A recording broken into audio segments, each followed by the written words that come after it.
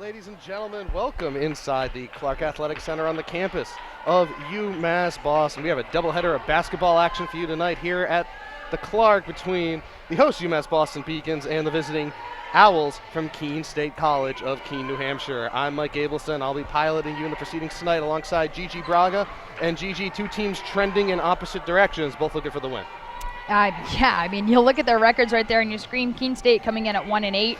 Huge win against Southern Maine.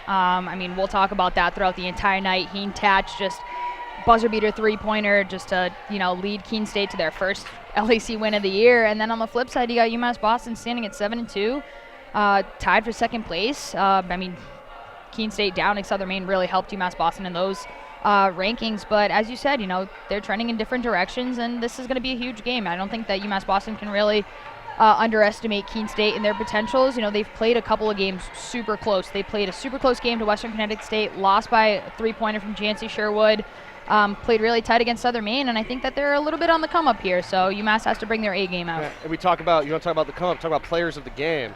You start with, for the Owls, Lily Schleiman, the sophomore from Pelham, New Hampshire, was spectacular at Pelham High for the Pythons, was a former New Hampshire State Player of the Year. Expect the Owls to lean on her. Yeah, well, she scored a season-high 23 points on 9 of 13 shooting and had 4 rebounds against University of Southern Maine. And, coming in 18 points against Western Connecticut.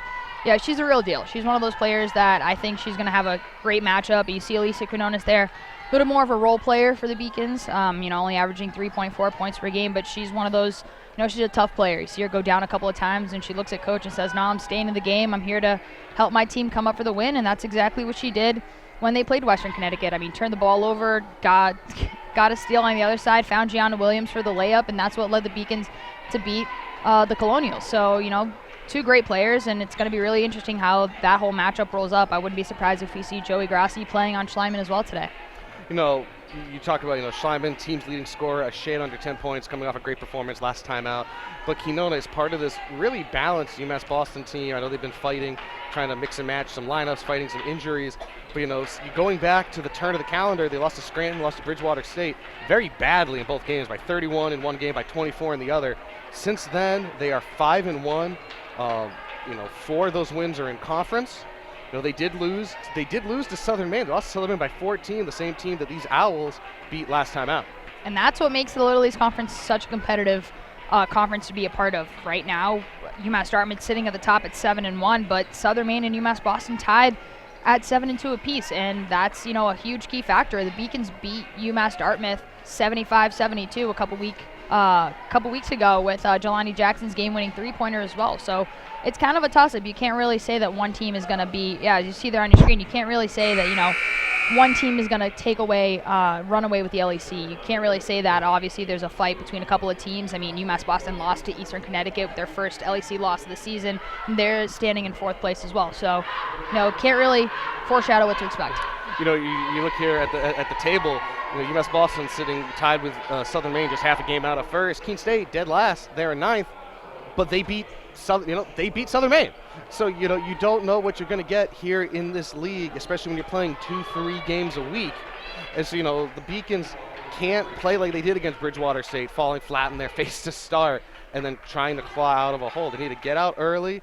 You don't want to keep this game close. You want to leave your mark as quickly as you can and dictate the pace. Yeah, we'll take a look right now at the team stats as we can see how we're talking about this big difference on both sides. You look at points per game, and UMass Boston scores, on average 12 points per game more than the Owls do. And you talk about, they're both teams shooting, pretty decent from the field.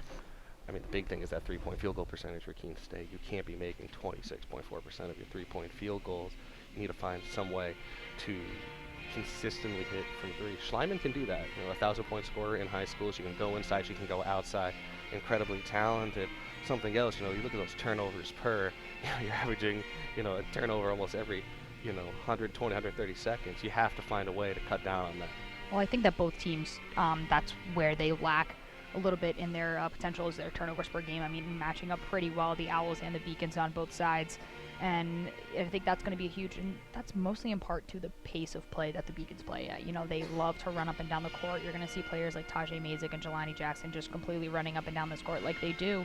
And, you know, sometimes you just lose a little bit of the handle here and there, and it's not just them two. It's, you know, ultimately the entire team. So if they can limit those turnovers, I'm sure that Coach Baugh is going to be tremendously happy with their team here tonight. Oh, one thing we haven't touched on thus far is the size difference. You know, Grassi and Thomas on the inside, both north of 6 foot for the Beacons. You know, the tallest player listed here is a handful for Keene State that are 5'10". You know, if you can, dictate the pace on the inside, especially when the rebounding battle, in theory, you would think the rest will come. Yeah, and it's going to be interesting. UMass Boston, just as we finish up here, the national anthem, but UMass Boston also got a Division II transfer sophomore from Revere, Mass, and Megan Gotham. And I mean, coming in from Post University, she stands at 6'2", you know, by far the tallest player on their roster. Didn't play in the game against Western Connecticut. We're going to see if Coach Baugh tries to integrate her with their style of play here today. But you talk about height, and she can definitely she could be a huge key factor in the difference here for the Beacons. So we got lineups coming out here. We have Heen Toch, Tamra Gonyia, and then Schleiman, who we've already talked about plenty here in the pregame. Definitely look for 14 in red to lead the way for the Owls. Emily McPadden, the lone senior on the squad. And Jordan Burke rounds out the lineup. All New Englanders in the starting 5 for the Owls. Definitely look on Schleiman and McPadden. Again, just the lone senior on the squad to carry the load for this team that definitely needs to find some consistent scoring. Absolutely. We'll step aside real quick. We'll let the Beacon starters introduce themselves. I'm Jelani Jackson. I'm a sophomore. I'm a point guard, and I'm from Brockton, Mass. My name is Tahjai Mazyck. I'm a sophomore guard from Hampton, Connecticut. Hi, I'm Alicia Quinones. I'm a junior guard/forward from Stoughton, Massachusetts. I'm Maya Thompson. I'm a sophomore center from Billerica, Mass. Joey Grassi, sophomore forward, Plymouth, Mass.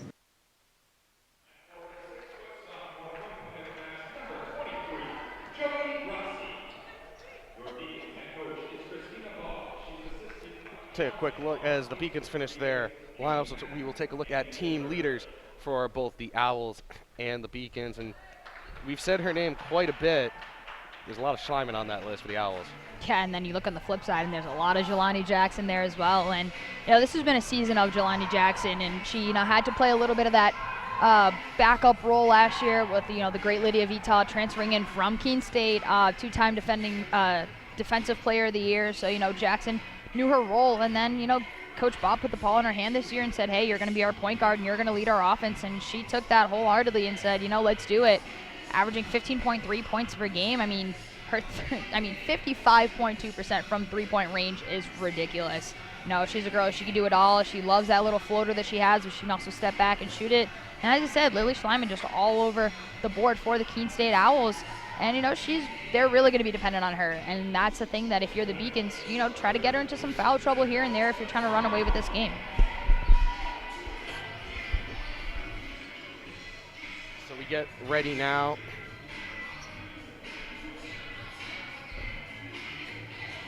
Get ready now to get going. The Beacons clad in their home white, trimmed in blue. Keene State in the red, trimmed in white.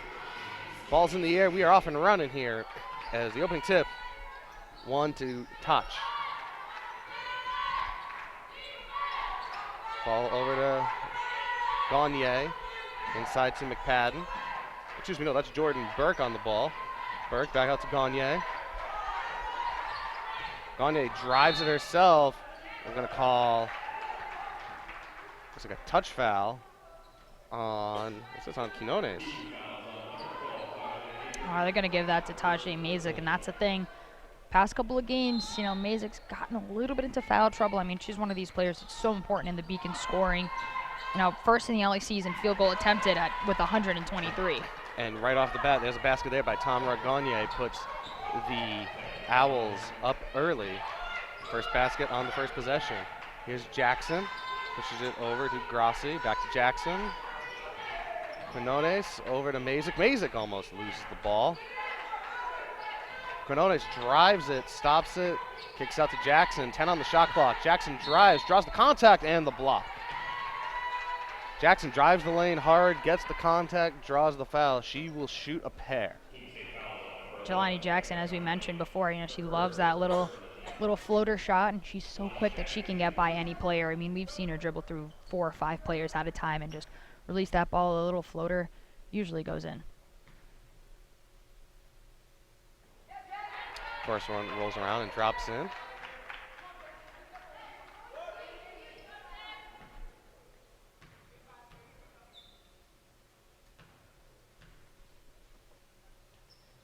Second one a lot easier, squared up at 2. Koch brings it up to Burke. He's over to McPadden. Schleiman left open on the wing. Too easy. Too easy for 14 in red. Easy triple, 5-2 Owls. That's the one thing, and you see their coach by, letting her team know that you can't leave a player like Schleiman that wide open there on the far side. Jackson back out to Grassi. She'll try from the wing. Bricks it off the back iron, bounces around. Grassi gets her own rebound. Jackson with it now on touch, but she'll pull it back out with the new fresh shot clock. As Quinones drives and puts it in with the left hand off the glass. A little miscommunication there by the Owls. You see, no one decided that they wanted to step in. I think they were confused a little bit on the switch. Touch into Burke. Burke loses it, back to Touch. Out for 3 off the back iron. Jackson will let that go. Team rebound there for the Beacons.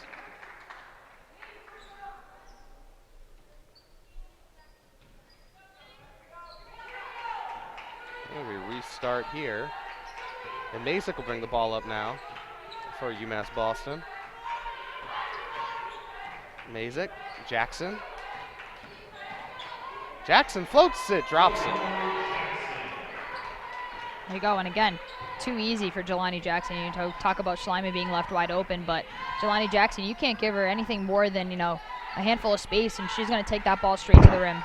Speaking of space, there's Schleiman trying to drive in, draws the foul. Looks like that's going to be on Maya Thompson.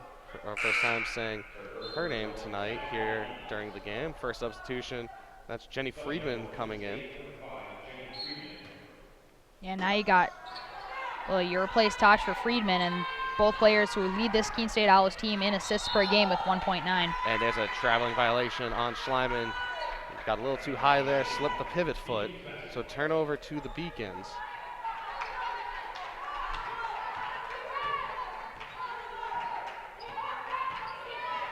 Jackson drives, floats, yes! Gets a little help from the home rim. That's 6 for Jackson. It's 8-5 Beacons, 6 straight for the home team. Hey, I'll say it again. You can't give her any room. She kind of pulled a little bit of Michael Jordan there. If she was a little bit taller, she probably would have dunked that ball, releasing from the free throw line. Schleiman on the baseline, brings it back into the key, spins around, tries to draw the foul, misses everything. Jackson in transition, up to Mazyck. Mazyck drives it, floats it, no help from the home rim there. Rebound to Friedman, and now 5 Red pushes it up. Way up ahead to Schleiman.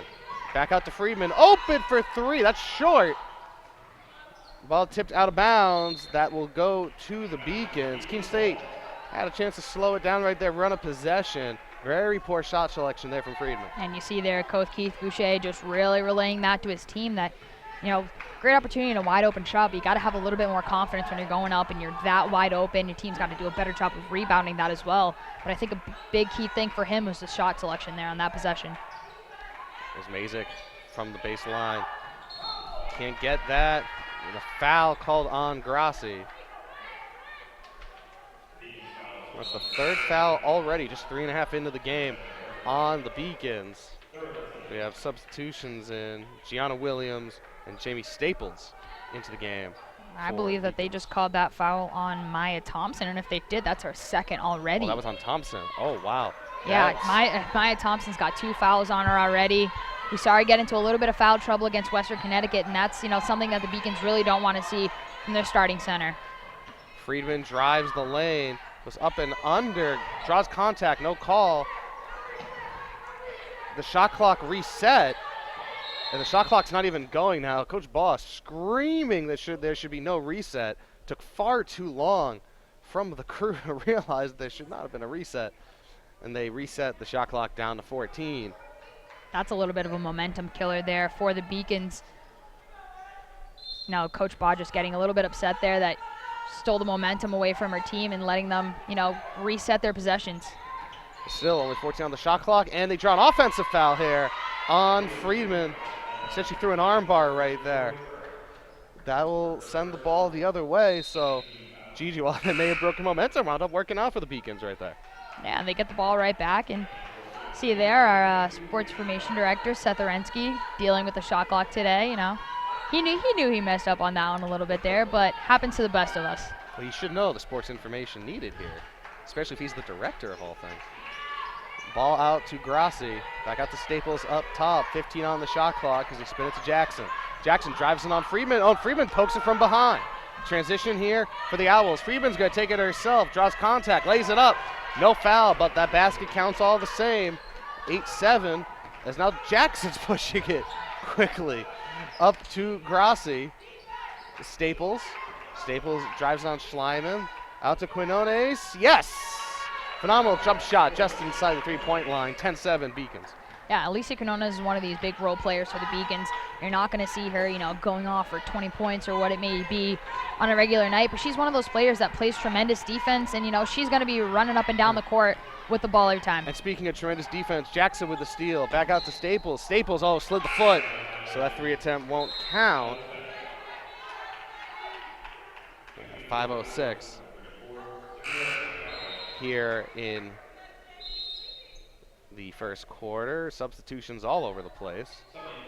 We'll get the names. So Maya Doherty in for the first time for the Beacons. Mazyck returns. And Samira Sungare into the game for the Owls. So Friedman on the ball, 10-7 Beacons.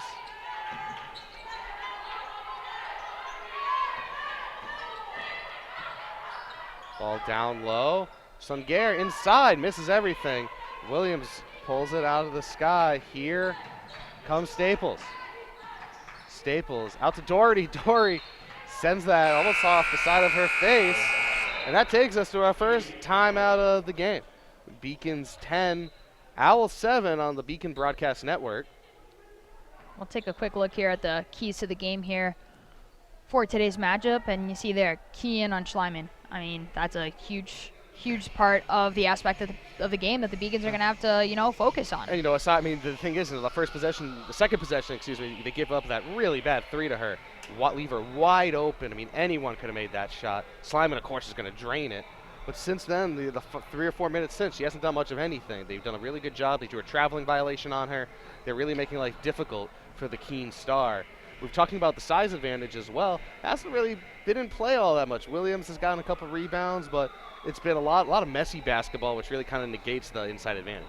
Yeah, and I think that Coach Baugh is really going to want to see, players like Joey Grassi and Gianna Williams. I mean, you talk about Maya Thompson, who already has 2 fouls on her. So we're probably going to see limited amounts from her throughout this first half. But you want to see Joey Grassi in the paint a little bit more and trying to get a couple more rebounds. And even players like Jackson and Mazyck, who they're not afraid whatsoever to get dirty, get in the paint, and try to get rebounds for themselves and reset that shot clock and get themselves another possession. I think that it all starts with boxing out, and I think that's a huge thing that Coach Baugh really focuses in on our team, that, you got to box out first before you can even go to the ball. Well, that's what I try to get out in transition. Both teams definitely doing that in spades. As we get set to return here, teams out of the bench. Full court press here for the Beacons. We've got a 1-2-2 press, ball on the sideline. But the Owls are able to get it to Friedman. They spin it around. That's jump shot. That is good. Keene State draws it back to 1. Abby Thoot, her first shot of the game, the sophomore from North Ferrisburg, Vermont, played at Champlain Valley Regional in high school. Ball inside to Williams. Williams to Doherty. Doherty wide open in the lane. No call there, drawing the contact inside. As Friedman pushes it up. Wide open three from the wing. And it's just too long. Would have made it from the NBA line, but Gagne had a little too much on it. No reset. We're down to 15 on the shot clock. As Schleiman's on the ball. Well defended there. Thoot. Friedman drives. Thoot's open the back door. They tried to get it through. And instead, let's see what the foul is. The foul is on Gianna Williams. So that is the 5th foul. And that's a little frustrating there. You got 5 seconds on the shot clock left, and I don't think that there was that much contact drawn there by Gianna Williams. I'm not sure if I agree with that call 100%, but, just lost a little possession, but now you get a reset of the shot clock. You get a fresh 30 to run another play here. Schleiman on the ball, tries to find a way past Mazyck. No pick and rolls, really. Of course, now, as I say that, they try and run it. Schleiman goes the other way. Nice drive to the cup and a great basket there by Gagne. The sophomore looking like a veteran right there. And there's Mazyck having to slow it down for Staples. 3:10 to go here in quarter number 1. Mazyck inside, beautiful entry pass to Williams, but she can't finish it. Rebound to Abby Thoot. Gianna Williams is usually so crisp with that, just catch and shoot, quick little layup in. It's her bread and butter there. Just drew some contact, but on the other side, there's a bad layup there by Friedman. Right there, she had an opportunity. You got to convert those layups on both ends. Staples has a bad entry pass to Williams. Gigi, both teams really messy on the inside so far. Yeah, I think that they just need to settle down a little bit. You got to respect the pace of play. They're trying to push the ball up and down, but the Beacons are usually, they possess the ball, keep it for about 15-20 seconds, and then they try to run their play and try to run their basketball. And I think right now they're just trying to force a couple of options that aren't really there, and resulting in turnovers. And I think that Keene State's doing the same exact thing. It's more of shot selection for the Owls, though. Tahjai back in the game. 2.5 to go here in quarter number 1. Schleiman almost loses it, recollects it. Back out to Thoot inside. No! Williams with the rebound, and a really soft call right there from behind. That'll be the 4th on the Owls. Yeah, and you see her there. She's shaking her head, and Coach Boucher also doesn't agree with that call. And I think you said it right. It's a little bit of a soft call there by the referees, and that's the way that this game is going to continue. If they're going to call that on both sides, this game's going to come down to free throw shooting. Jackson, little spinorama right there. Back out to Grassi. Jackson on Tahjai, over to Staples. Staples finally wide open for Grassi, but a little too short. Good ball movement there. The shot just didn't drop. Sengar, Thut, yes, from the wing. It's a 3-point lead now for the Owls with 100 seconds to go here in quarter number 1. Jelani Jackson initiates the offense. And moving around. Jackson. Drew Thut. There's a 3 from Staples! Ka-ching!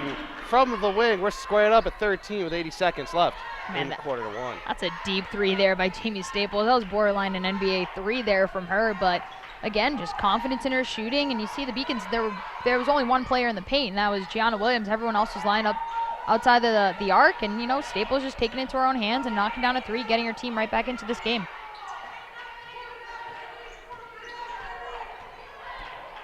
Is Gagne, really poor shot, but she gets her own rebound. Oh, she loses it. Regains it back. Minute to go in the quarter. This is a travel by Tahjai. Really bad travel right there as we get Quinones coming in here for Grassi. That's going to even up the turnovers to 4 apiece for each team here. But talk about, and then you get points off turnovers. Keene State scored 4 points off turnovers, and as we mentioned it, Megan Gotham making her first appearance for the Beacons here in today's game. Yeah, the transfer from Post University in Waterbury, Connecticut, Division II program.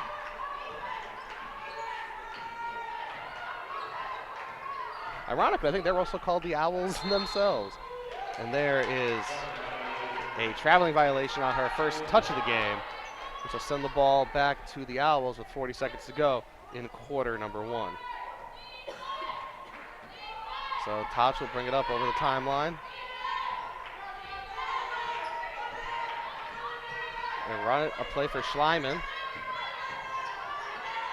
Over to Gagne. Oh, draws great. Backside defense by Staples. 10 on the shot clock. Inside. Goes over Staples. Oh, and a swat from behind by Gotham. 5 on the shot. Oh, thought no one saw her. Drops it in with 2 seconds to go on the shot clock. But 8 to go in the quarter here. Jackson, she's got to move faster than this. There's 4 to go in the quarter. Jackson drives on touch, gets around, draws the contact, nothing. No basket, no foul. We are through 10 minutes of basketball here at the Clark. Man, I just don't understand how that wasn't a call there on Jelani Jackson. I mean, they ran the play. She could have taken the shot, opted not to. Instead, went for the layup, drew contact off of like 2 players, gets no call, got the shot off way before the clock even went out. So I don't see how the referees didn't see that. Well, we could talk about that and see 10 more minutes of basketball on the other side. You're watching the Beacons Broadcast Network. Keene State 15, UMass Boston 13. Endurance and speed. Incredible power. This trophy is not given, it must be earned. The NCAA Division III Men's and Women's Indoor Track and Field Championships, March 8th and 9th at the Reggie Lewis Center in Boston.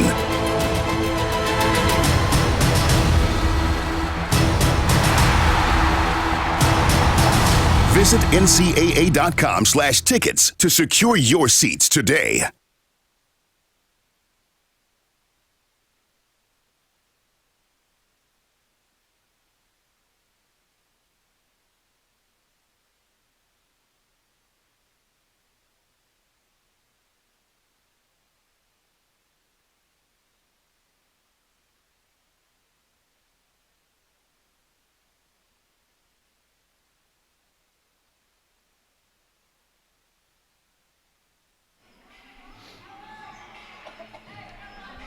Folks, welcome back inside the Clark. Look at that blue floor. Isn't it beautiful? We got 30 more minutes of basketball here. Beacons start with possession. Fouls are wiped clean. Jelani Jackson initiates it.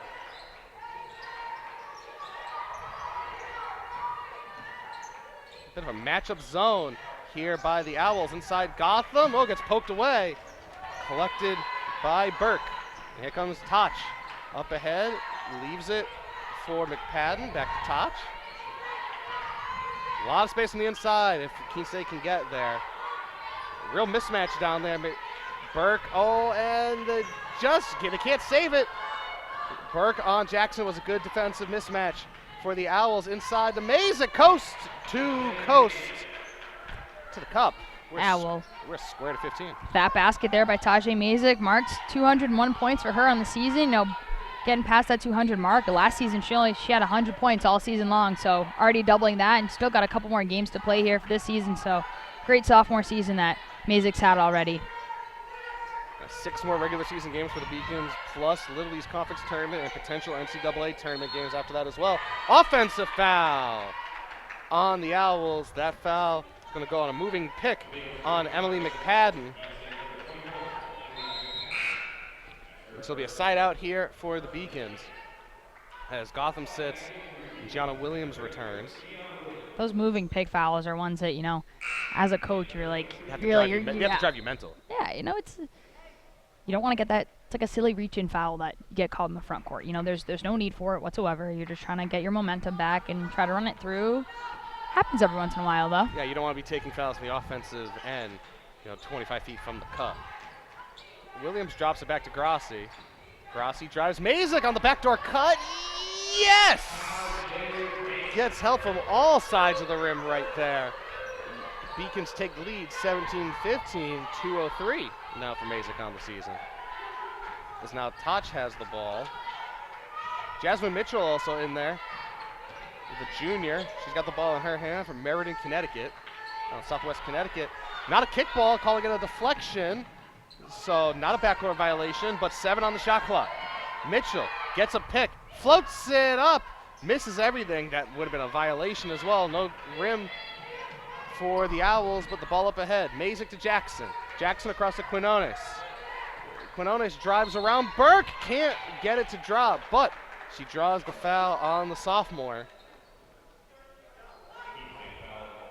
I got to credit Jasmine Mitchell there on that play, though. Joey Grassi was running down the court, and Mazyck was looking for her. She was running up with her hands wide. That would have been a wide open basket there for the Beacons. But instead, Jasmine Mitchell just, hauling down the court, trying to defend Joey Grassi with the mismatch there. But to no affair, Alicia Quinones on the line shooting 2. Well, she missed the first one right there. Thut comes back in for the Owls, replacing Burke.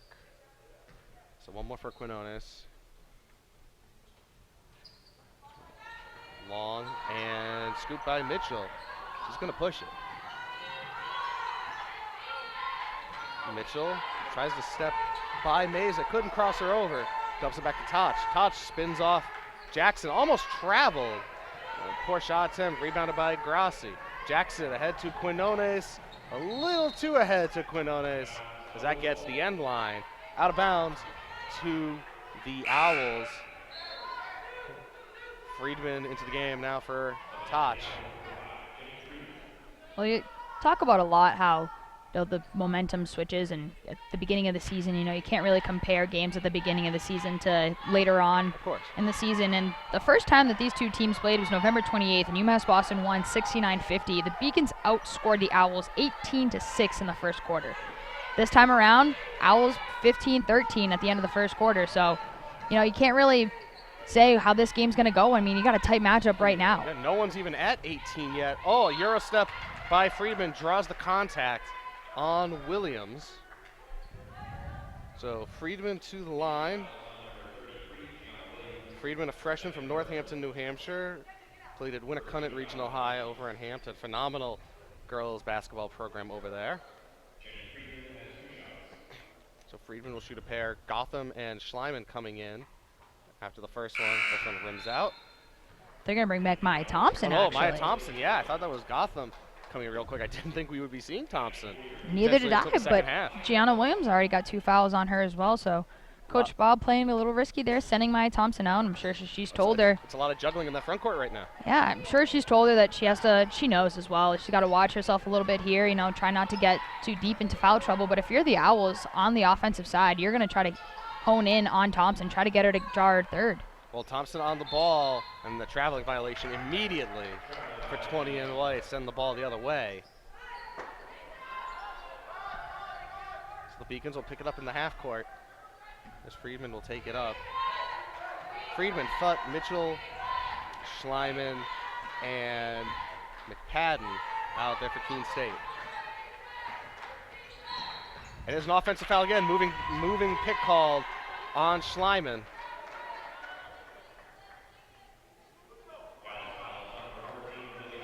Just like that, 8 turnovers for the Beacons, 6 turnovers for Keene State. It really ruptures the momentum that you got. We're not seeing, smooth basketball by either side. Here's Quinones to Mazyck. Mazyck drives, floats, yes.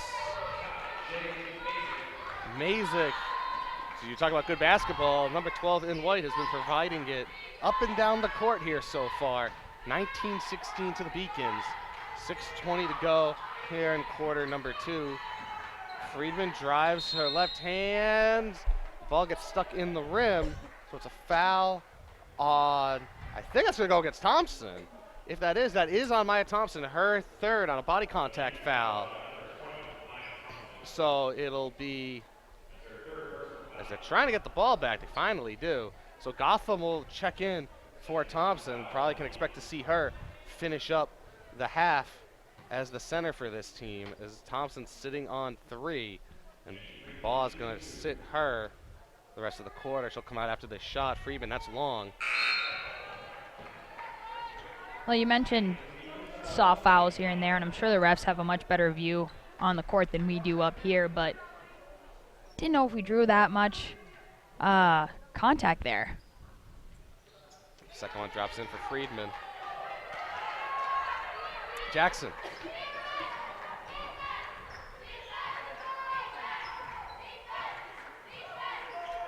Over to Mazyck on the wing. Quinones back to Mazyck. Mazyck drives the baseline. She's been doing that all game, and a charge! Jenny Friedman draws the charge. Body control foul on Mazyck. I believe that's 2 on her as well. So it's Mazyck is going to sit Whitney Fulton the sophomore from Norwalk, Connecticut, will check in now. So you definitely haven't seen this five on the floor much at all this season. Jackson, Fulton, Grassi, Gotham, and Quinones here for the Beacons. Mitchell drives, help side. Oh, kisses off the glass over everything. We start fresh at 19. And Coach Boucher there just cheering on his team after they get that charge called on Tahjai Mazyck, just trying to get some rhythm going for the Owls. Gotham inside, up and over. Thud. That's what you have to do on the inside. If you're Gotham, you have the size advantage, utilize it. Schleiman one-on-one with Quinones. Gets through her, draws the help side, doesn't matter. Square back up at 21. And we haven't seen much of this rhythm back and forth, No, it's Beacons, nice. Beacons get a basket, the Owls turn around, get one for themselves. No, this is fun basketball. It's nice to see consistent basketball. Grassi with the shot fake, gets around McPadden, stops. Can't get it. Quinones with the offensive rebound, but she's on the touchline. That'll be an out of bounds, called great view there by that baseline official. As Friedman brings it up on Jackson.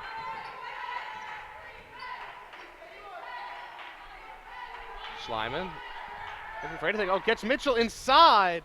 A poor shot attempt. Oh, you can't do that on the inside. They slapped it out. Ball across the Thud, draws the foul on Gotham. Great bounce pass by Friedman. Friedman doing a great job quarterbacking this offense for the Owls.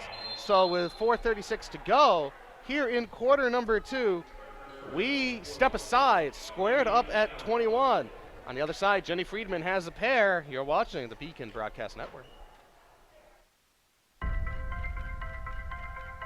I'm a Division III student athlete, and I know how powerful words can be. The term gay doesn't mean stupid, lame, or less than. So I pledge to speak up if I hear the term gay used in a derogatory way or any other homophobic terms. If you can play in Division III. I'm a Division III student athlete, and my teammates unconditionally accepted me as part of their family. So now I pledge to do the same for others. If you can play in Division III.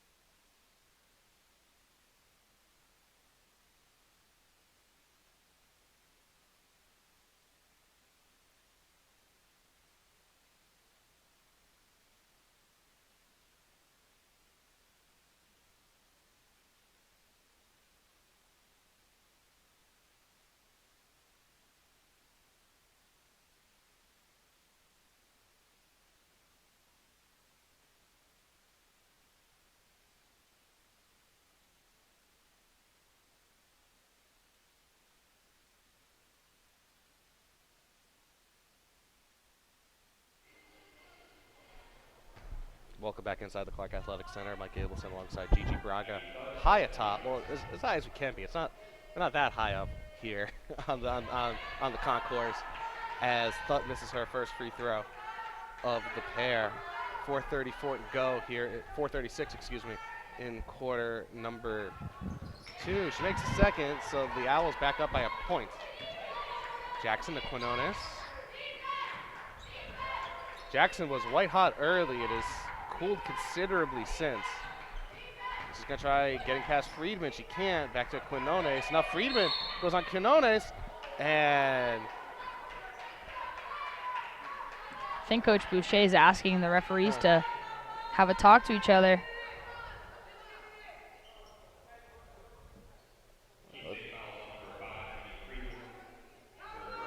That's Friedman's first, definitely trying to draw a quick charge up top. Fulton. Quinones has space. Out to Grassi, to Jackson. And she's still open for the 3. Splash.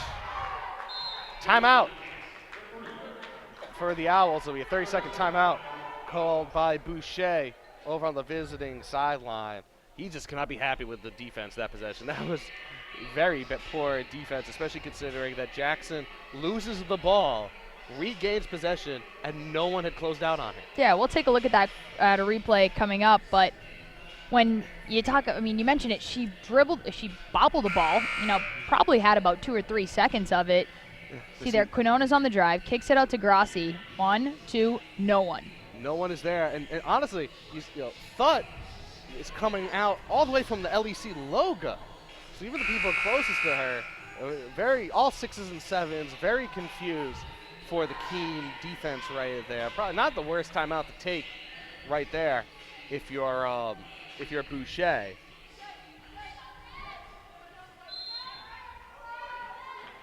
So we restart to Jenny Friedman.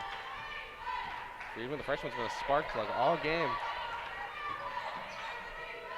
for Keene State. There's Mitchell. Ball over to Friedman. Oh, she had to look for 3. But there's a 3. That drops in. Emily McPadden, the senior. Put that in from range. Puts the Owls back on top by a point, 25-24. Well, McPadden is their leading 3-point shooter at 27.2%. So, as well as you say, can't leave Schleiman wide open. You can't leave her either. Jackson draws Schleiman on the defensive switch. Over to Grassi. Grassi drives. Quinones open. Long 2. Back rims it. Rebound to Thut. Friedman way up ahead to Mitchell. Can she beat the rush? No! Grassi from behind pokes that out of the air. Big block there for the Beacons. That's number 26 there in conference play for Joey Grassi. Already leads the LEC in blocks with 25. Now give her another one right there. So Gotham checks out.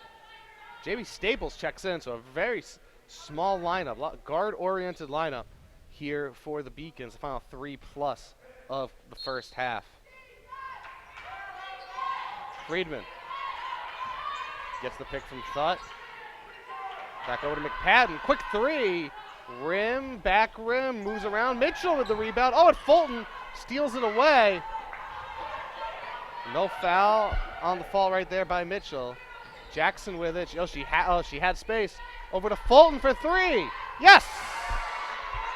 Big 3 for Whitney Fulton from the baseline. 2-point lead once more for the Beacons. 2:45 to go now. Friedman on the ball. Draws the switch. Mitchell. They're trying to get it to Schleiman on the inside. Staples all over her. Schleiman comes back out. 10 seconds on the shot clock. Friedman gets inside on everybody. And Quinones just didn't see her. Cut through the back door. Little Princeton offense right there for the Owls. Friedman goes to the line now for a pair. They're in the bonus now. And they will shoot 2 the rest of the half. We've seen Friedman do that a lot lately. Cuts in here and there, and the Beacons just they're not responding well to it. They're not watching their back door. That's simply what it is. And it's hard because you instinctively want to look forward. That's what you want to do.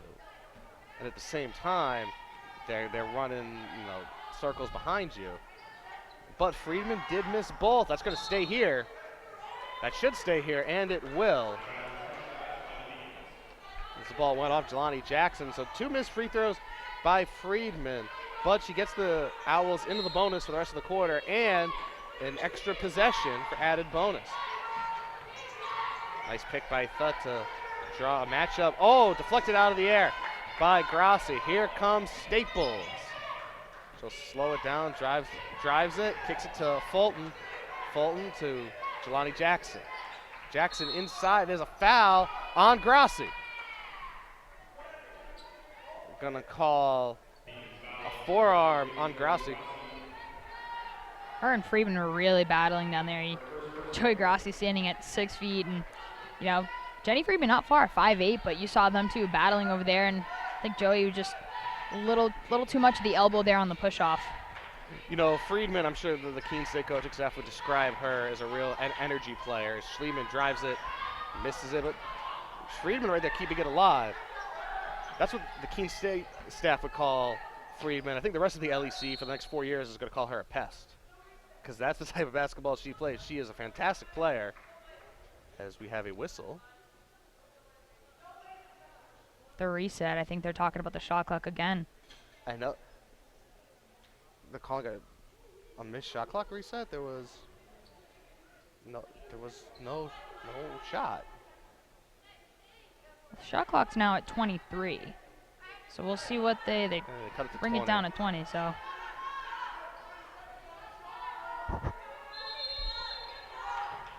Schleiman will restart.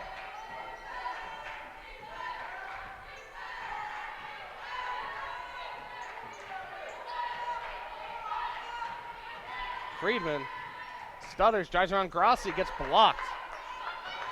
90 seconds to go here in half number 1. Jackson driving, pulls up from 18. No, it was a poor shot selection. We're on the floor. It's a jump ball that'll go to the Owls. So ball to team in red, down a bucket here with 1:23 to go in quarter number 2.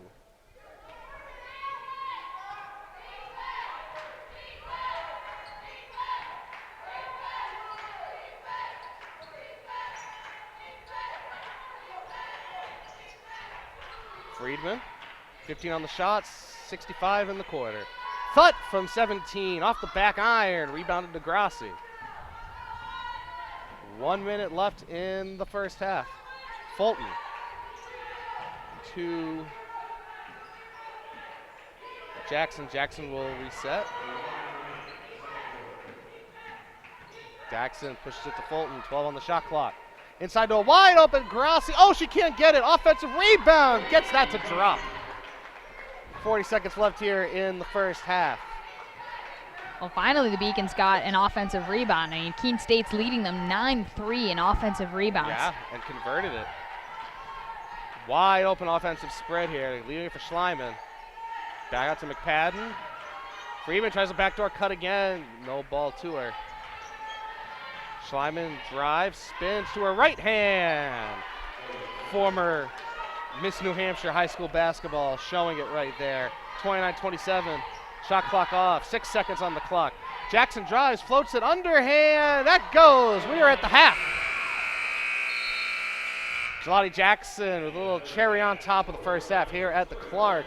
They lead the Owls 31-27 after 20 minutes of basketball. So we will step aside for a moment. We'll have stats, leaders. We will talk with head coach Christina Baugh in a moment, and we'll have some halftime entertainment for you. You're watching the Beacon Broadcast Network.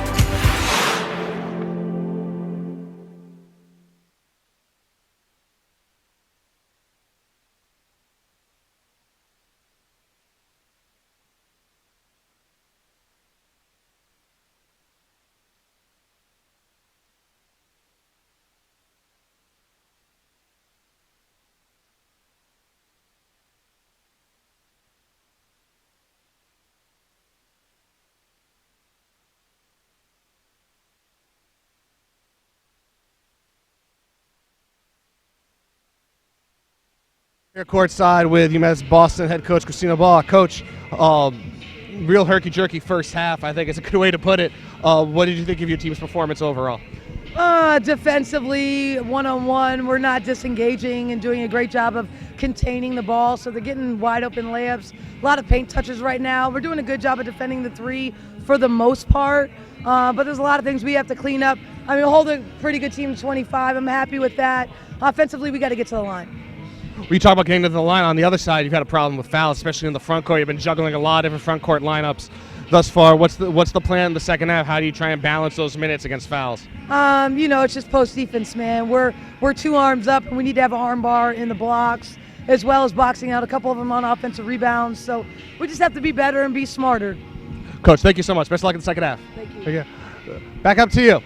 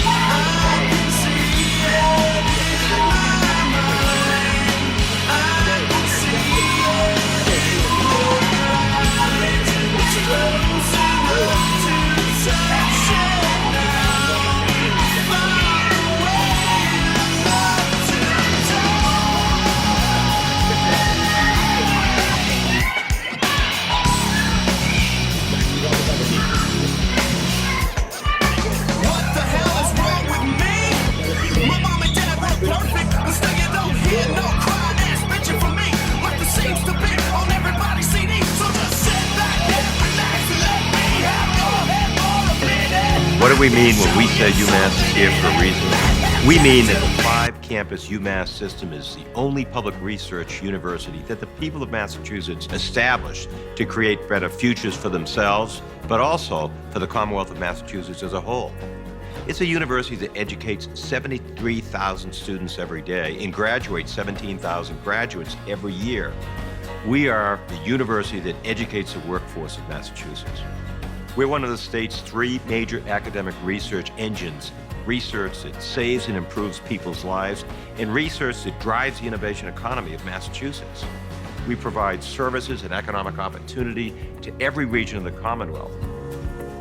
The noted historian David McCullough once said that 2 great concepts, university and Massachusetts, come together in only one place, and we are very aware of how fortunate we are to bear the name, the University of Massachusetts.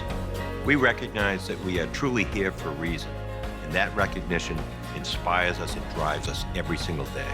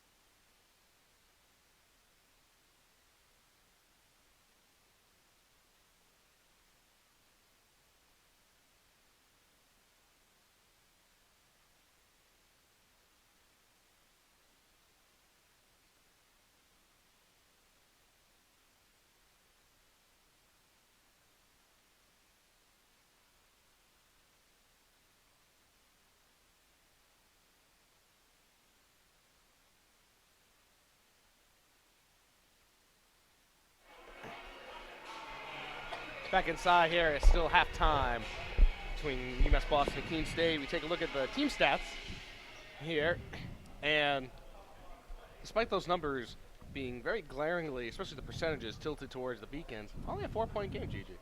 Yeah, I mean, you don't see a lot there. The rebounds are, I think, that the Owls have done a better job of converting on rebounds, especially in the offensive end. I mean, we mentioned it, 9-3 in that edge. Got to be a little upsetting there if you're Coach Bob. I'm sure that she's talked to her team about that. And then you talk about fouls again, and that's just something that definitely gonna have to watch. Especially late into this game if it stays a close game. I mean, you got a 4-point game right now, and got to see where it takes you. And free throw shooting. I mean, Beacon shooting at 50, but Keene State at 38%. If this stays a close game, they're gonna need everything that they can get. They got to make those shots count. We're talking offensive rebounds, 9-3 for the Owls in that category. As we look at team leaders now here at the half, Jelani Jackson with 11 for the Beacons, Schleiman and Thutt 7 each for the Owls. A lot of people stepping up on both sides tonight so far. Yeah, I mean, Joey Grassi's already got 2 blocks, none to Keene State, but Keene State's getting, really good looks. They're getting, production from their entire lineup. I mean, you got Schleiman and Thutt with 7, and then Gagne and Friedman with 4 apiece. I mean, they're not really focusing on one person to get their offense going. They're spreading the ball, and they're getting good ball movement and getting a couple of players to get their shots down. And on the flip side, not a strange face to see Jelani Jackson leading the team in points, and Tahjai Mazyck with 6 as well. Last time these two teams met, Jelani Jackson had 20 points on 6 of 7 3-point shooting. I mean, we've seen her knock down a huge 3 already. And then, you look at Grassi, not only 1 basket so far, but 2 blocks of steal, 2 dimes, 5 boards, including 2 offensive rebounds, filling the stat sheet in a way that this team really needs today. Yeah, and then on the flip side, you're going to try to see a little bit more production there from Schleiman. Scored 17 points last time these two teams played. And, a face that we haven't seen that much today, Samira Sungar, 16 points last time, but hasn't played much for the Owls since then, getting a couple minutes here and there. Leads their team with 3 assists so far in the first half. So if they can get a little bit more production from her as well, definitely cut their deficit. And now we'll take a look at some highlights from the opening 20 minutes. Over to McPadden. Schleiman left open on the wing. Too easy. Jackson drives, floats. Yes! Gets a little. Jackson drives it on Friedman. Oh, Friedman pokes it from behind. Transition here for the Owls. Friedman's going to take it herself. Draws contact. Lays it up. No foul, but shot just didn't drop. Sengar. Thutt. Yes! From the. Jackson. Drew Thutt. There's a 3 from Staples. Ka-ching! Offensive end, 25 feet from the cup. Williams drops it back to Grassi. Grassi drives Mazyck on the backdoor cut. Yes! That you cap. We're not seeing, smooth basketball by either side. Here's Quinones to Mazyck. Mazyck drives, floats. Yes! Bolton. Quinones has space. Out to Grassi, to Jackson. And she's still open for the 3. Splash. Timeout. All over to Friedman. Oh, she had to look for 3. But there's a 3. That drops in. The fall right there by Mitchell. Jackson with it. She had space. Over to Fulton for 3. Yes! Big 3. Friedman tries a backdoor cut again. No ball to her. Schleiman drives, spins to her right hand. Former there, 29-27. Shot clock off, 6 seconds on the clock. Jackson drives, floats it underhand. That goes. We are at the half.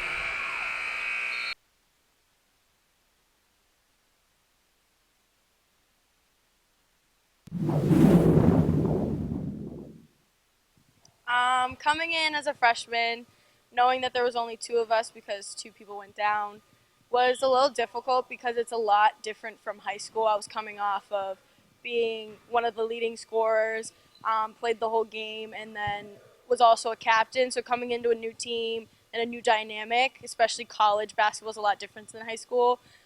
It was definitely a big transfer, for lack of a better word, of just figuring out our team and like what they needed me to do. And playing in practice and playing in games and talking with coach was very helpful in figuring out my role as a freshman. Moving on to sophomore year, we gained 14 new faces amongst the 3-4 that we've stayed with my freshman year.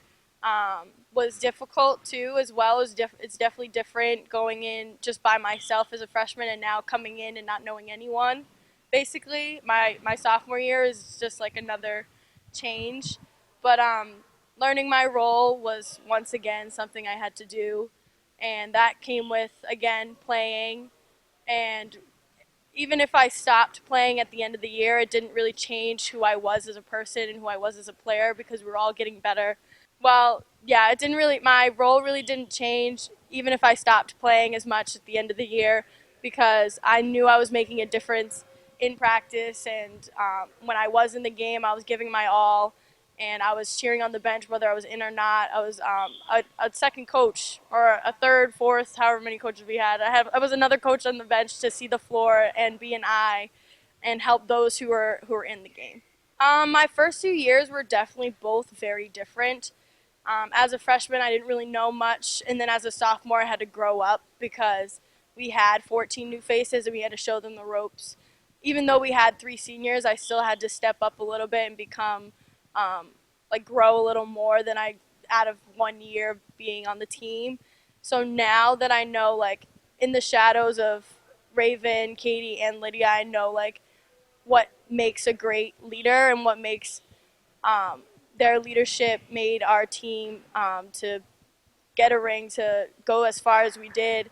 And I just want to be that person that they look up to on the floor and off the floor to come to when they need to and get another one.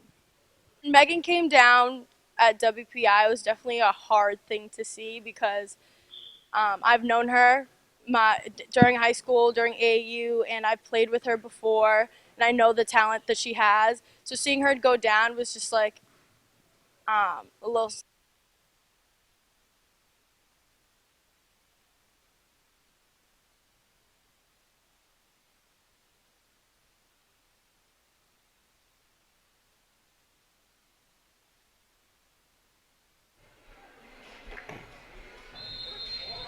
Teams have flipped ends. 10 minutes is back on the clock. Quarter number 3, off and running here at the Clark. Almost got that line perfectly. I almost had that perfectly. Big night of basketball across all divisions, all 50 states tonight. Thank you for spending some of your evening here with us. Thompson lays it up, lays it in, over everything. Maya Thompson fighting foul trouble in that first half. As Tahjai has the ball now. Gagne, Schleiman. Drives it on Quinones. Runs out of space. Tahjai. Gagne, they spin it. She drives it underhand. Oh, just kisses it off the rim. Probably not the smartest overall play, but it worked for 2. Back to a 4-point spread. Well, you talk about smartness and driving on Maya Thompson. You saw her talking to assistant coach Mitch Hercule on him saying that it's not really her arms, it's more of her hips that's causing her to get into foul trouble. Gagne with the drive there, just knowing that Thompson was in foul trouble. Mazyck with a rebound. 8 seconds on the shot clock. Jackson. Grassi. Yes! Beautiful 3 from the corner for Joy Grassi. 7-point game now. Grassi second in the LAC in three-point shooting at 42.4%. Another one of those players that you can't leave wide open. She'll drain a contested 3 as well.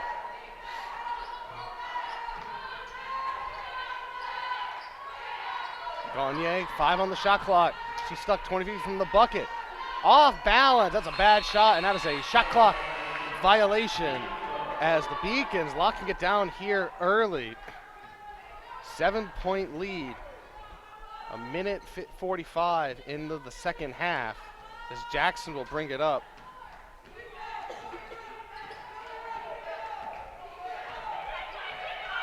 Jackson sneaks through a couple players. Ball out to Thompson.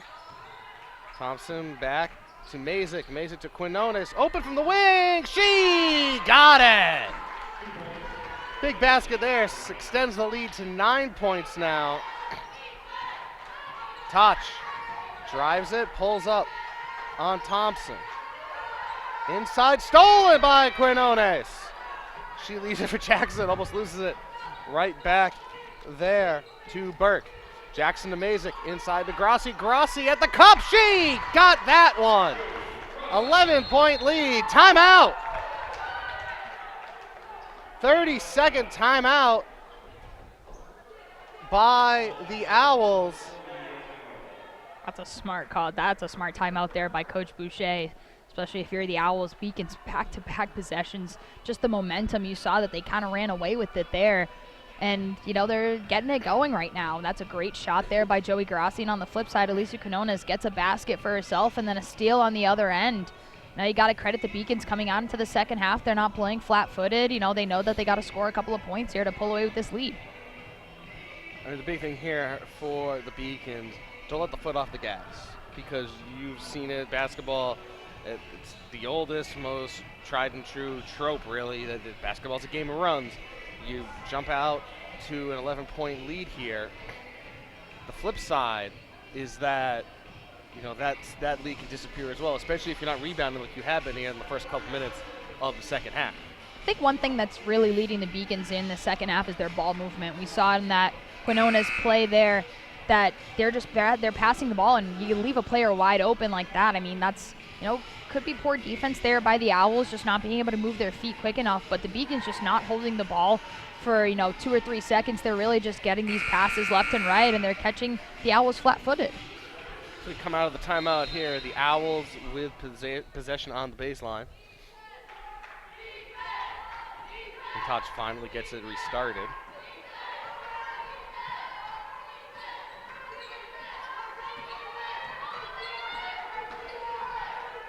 There's a three from the wing for McPadden. Short. Jackson has Quinones driving. Beautiful pass. Dribble. Couldn't get it to go. Schleiman with the rebound. Schleiman underneath the cup. Back out to Gagne. Steps in. They spin it. Touch draws Quinones. Puts it out to McPadden, who has space. No. Long three. Doesn't drop after some really nice ball movement. I was really wondering who was going to get that rebound there for the Beacons. There was just no one in the paint there.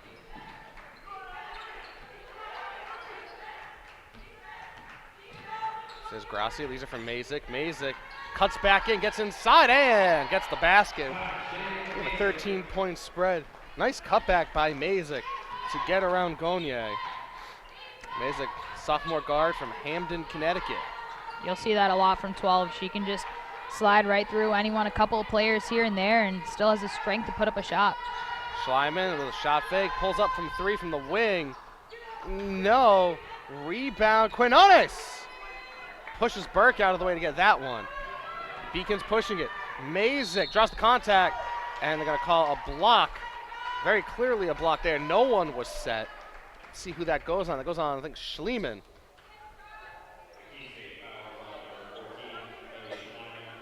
Excuse me, that's Schleiman. That is her second. Mazyck goes to the line for a pair. Now she makes both of these, you know, in 4 minutes. This goes from a 4-point game all the way out to 15. Well, maybe 14.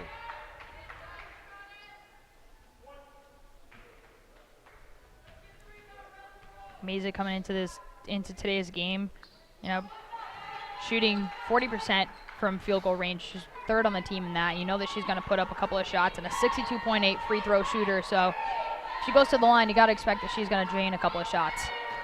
Touch, looking through. Oh, nice entry pass, but deflected off Mazyck. Will stay here with the Owls.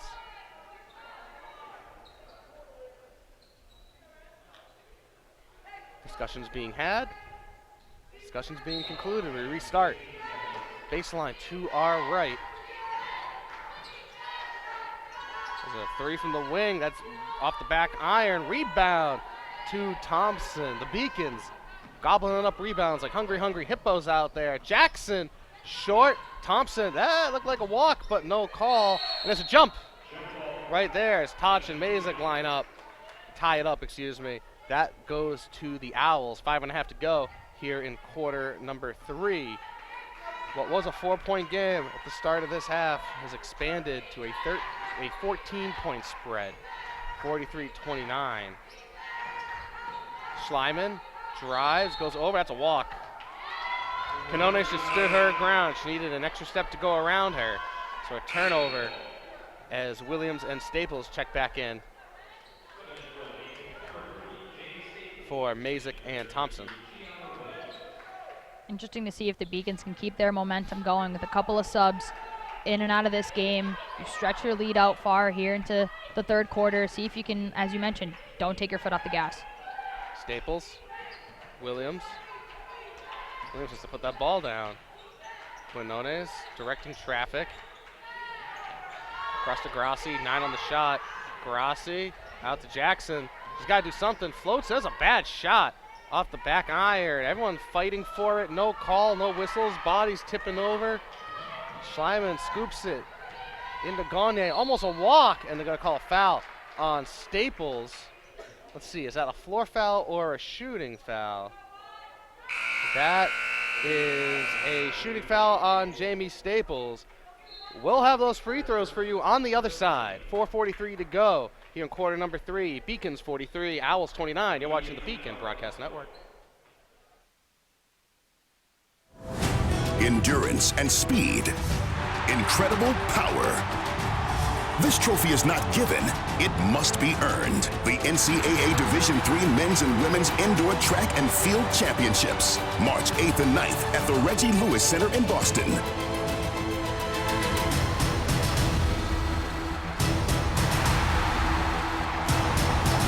Visit ncaa.com/tickets to secure your seats today.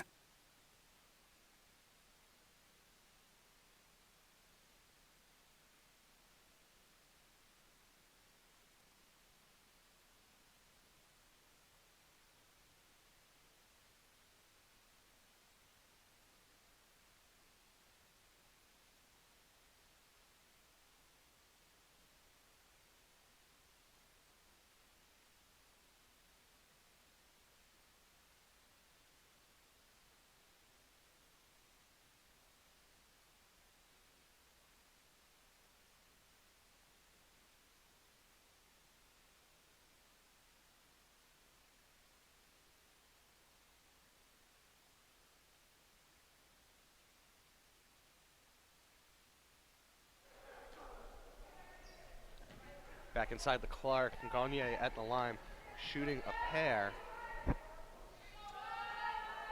First one rims out, not what you need if you're the Owls. You need to find some way to consistently get some points. Gagne misses the second. That's tipped out by Williams. I'll stay here.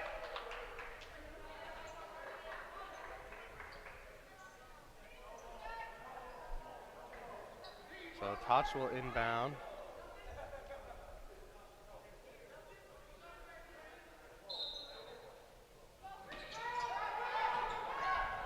Ball up. There's a jump ball. It's a quick jump ball call, and that goes to the Beacons. Well, I'm sure if Samira Sangar could get that ball back, that she would do. Wish she could do a couple of different things there. Just great opening pass. Just couldn't convert there on that shot, and that would have, could have changed the momentum completely for the Owls coming out of the timeout. Williams on it. Ball on to Jackson. Quinones tries to drive, door shut. Back out to Jackson, 10 on the shot.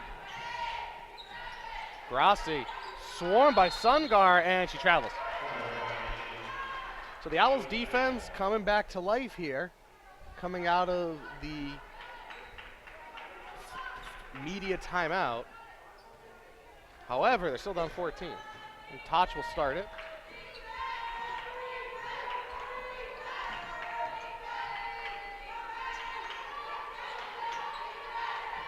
Ball inside. Gagne lays it up.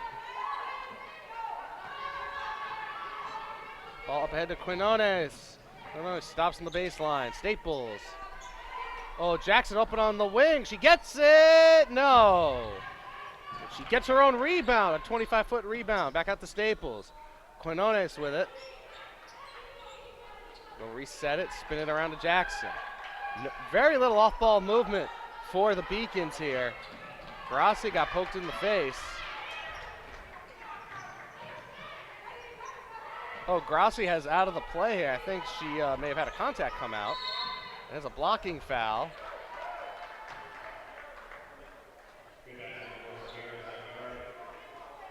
I think you're right. Joey Grassi just holding what looks like could be a contact there in her right hand, but Yep, that's definitely a contact that came out. She was out of the play as Sungari comes down, hits the basket, gets the foul.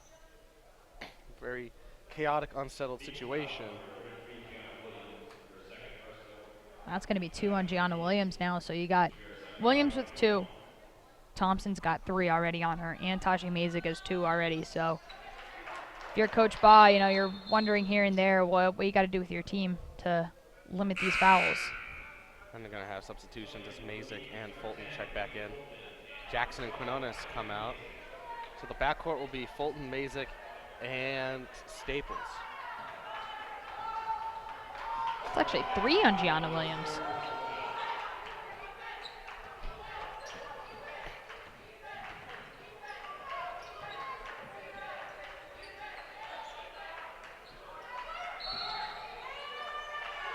Foul on the floor. Let's see who that's on. It's going to be on Thut.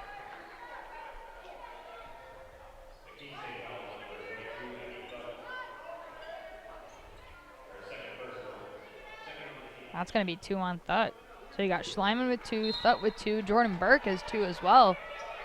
Fulton was open. Grassi's right, but they get it out to Staples. 3 to go. Quarter number 3. Staples drives out to Fulton. No! Rebound to Grassi underneath. Can't convert. Rebound. I'll stay here. Off of Thut.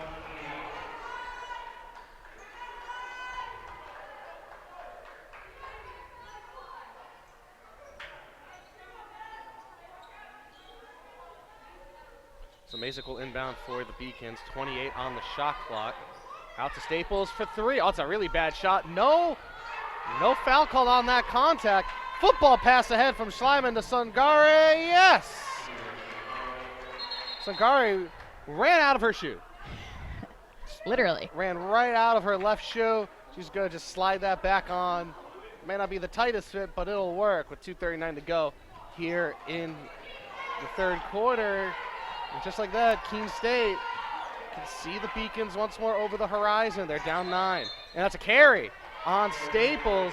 She got caught between continuing the dribble and passing it off to Mazyck. Just taking it back to that play, though. Great vision, great court vision there by Schleiman to just quarterback that pass. I mean, she threw it all the way to the other side of the court. Sungari just poised, get that layup right in. Lost her shoe, though, but still, 2 points here for the Owls, and they need everything they can get. Inside the Schleiman, at the cup, it counts! Beautiful feed from Gagne to a cutting Schleiman. Count the basket, count the foul. Chance for the old school 3 here for 14 in red.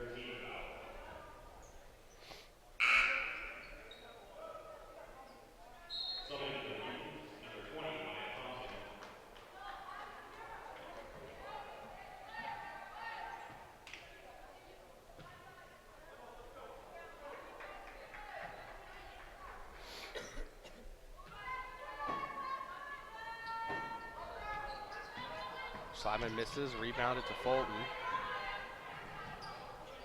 Mazyck. Staples. Inside, there's a foul on Thut. Definitely a reach in there on the entry pass. That's her 3rd. So Quinones checks back in for the Beacons. And Burke back in for the Owls. 2:06 left here in Q3.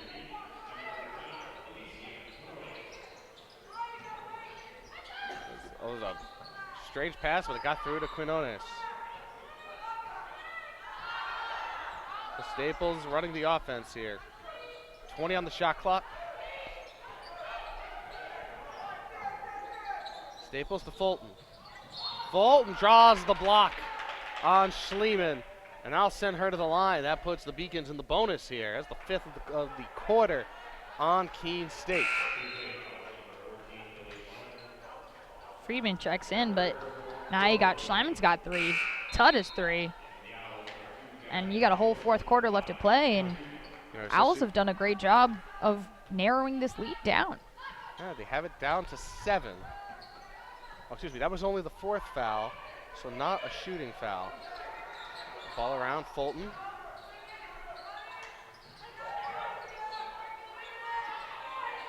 Mazyck. Thompson. 10 on the shot clock. Thompson drives, lays it up. That's a charge! Maya Thompson charges right through Sungari, and immediately Gotham's up off the bench, and Thompson sits. That is 4 on Thompson. So she's going to sit for a long while now as the lead sits at 7. And Friedman back in for the Owls.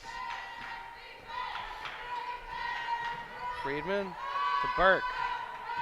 Burke drives with the left hand. No. Rebound they fight for. They're going to call a foul. Who are they calling the foul on here? Let's see. They're calling it on Gotham.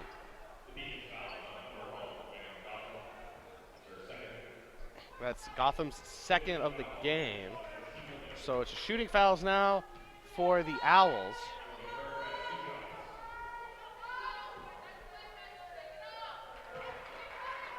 Burke makes the first.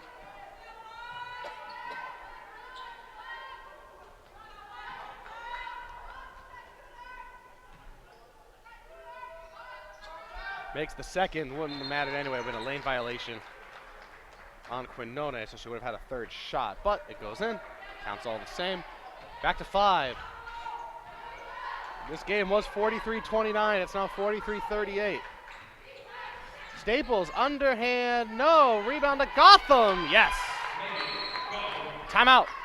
Ball, 30-second timeout for the Beacons right there with exactly 1 minute to go in quarter number 3. Good timeout by Ball. Absolutely. And you talk about the height difference, and that's exactly what Gotham did there on that play. There were no Owls surrounding her. Even if there were, trying to get that rebound, she just used all of her 6'2" frame, get that ball, didn't put it back on the ground, run right back up with it, gets herself 2 points, helps her team extend this lead. And, Coach Baugh calling a timeout, trying to settle her team down a little bit, realizing you got a minute left to play, trying to play some Beacon basketball right now. And it gives, Coach Boucher an opportunity as well to try to get his team's momentum back up. Boucher has a moment to think, to coach, as we come out for the final minute of the 3rd. Gotham, Fulton, Mazyck, Staples, Quinones, Sangari, Friedman, Mitchell, Gagne, and Burke. The 5 in red. So we will resume play.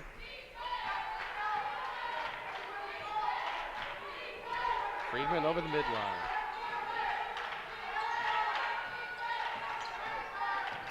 Friedman drives, tries to draw contact, gets the deuce! 45-40, with 45 seconds to go now. As Staples brings it over the timeline. Tries to spin off Friedman, ball comes to Quinones. 20 on the shot clock, Fulton. Across to Mazyck. Mazyck draws the defense, and there's a foul on the floor, off the ball. It's going against Jordan Burke. So that'll send Gotham to the line for a pair. It's a 3rd personal on Burke. It'll be a 4th quarter played on eggshells. Gotham at the line, first one in the air, into the hoop. Back up to 6. Jackson in. Grassi in. Staples and Quinones are off.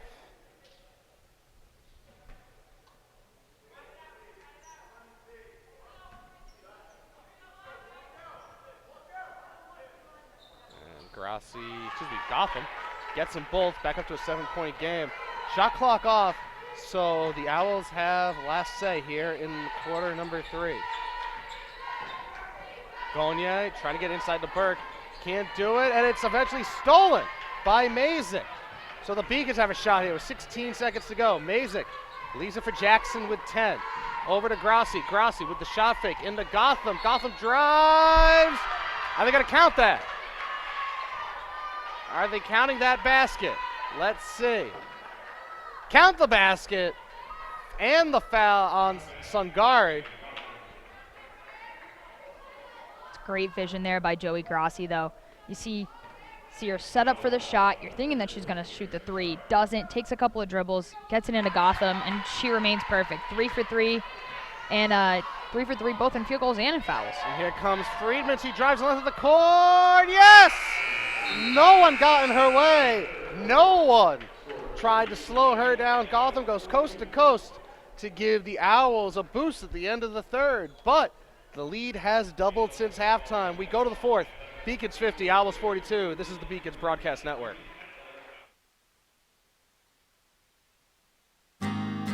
UMass is very public service focused, and it piqued my interest, and I started doing more research on it. I'm very focused on what can I do to make the world around me a better place. My name is Lydia Grasso. I'm a junior at UMass Boston studying sociology and minoring in human rights.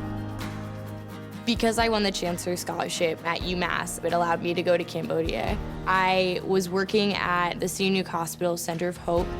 I was in the place of something horrible that had happened.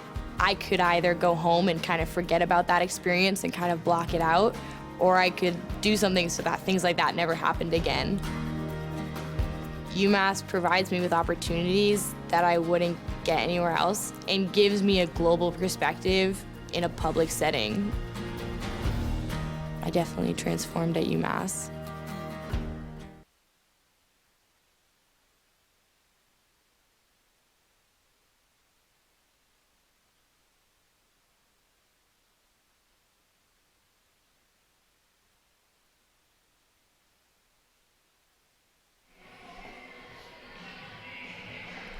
Ten more minutes to go here at the Clark. I'm Mike Abelston, Gigi Braga to my left. Cameras and staff all over the place here at the Clark Athletic Center, here on the campus of UMass Boston. As we wait for the catchy pop music to shut off, we resume play. Quarter number 4. The Beacons doubled their lead from halftime. They led by 4 at the break, have now opened it to 8, but they led by as much as 15 in that third quarter, and the Owls have stayed in sight. You look in the rearview mirror, there's a red owl coming up on you from the distance. And a big possession right here. Friedman with a bucket at the horn to end the third. Oh, there's a travel there by Friedman, and she couldn't figure out where she wanted to send that ball. So 28 seconds of the shot clock gone, and nothing do it for the Owls. So we restart with Jelani Jackson on the ball.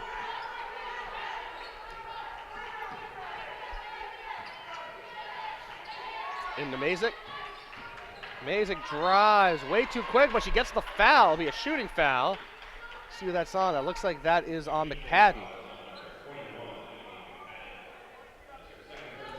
Second on McPadden, first on the team of the quarter, but it was during a shot. So Mazyck, 2 big free throws right here with an opportunity to get this back to double figures. Well, that can't happen now, but she can still get it to 9, making a full 3 possession difference. Because right now for the Beacons, it's all about maintenance. Just maintain what you have, and you can go away the winner. Second one doesn't drop either, though. Not good maintenance for the Beacons. As Gagne pushes it up the court. She draws Grassi up top. Schliemann.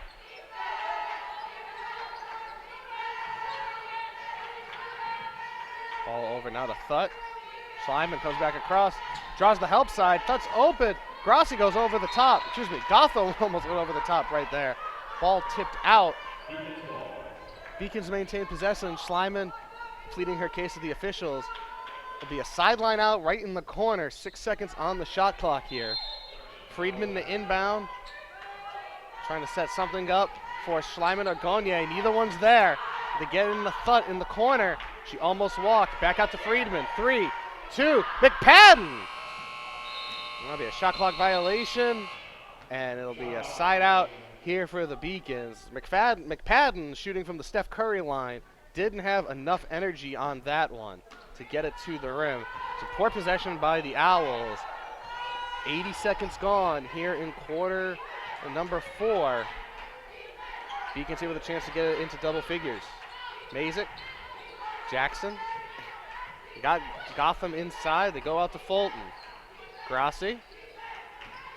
Dribbles it around. Mazyck, they get the entry pass to Gotham. He draws the foul. Charge!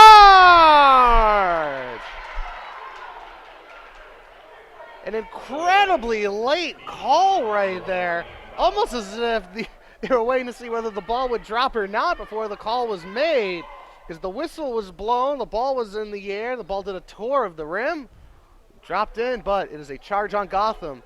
That's her third, team first of the quarter. I think everyone on the Beacons bench is a little surprised about that, and even Gotham herself. And as you said, they waited so late to see if the ball would even go in. Everyone thought that it was going to be a chance for a three-point opportunity. So here's Gagne, deflected out by Mazyck. She would have had an open Schleiman right there.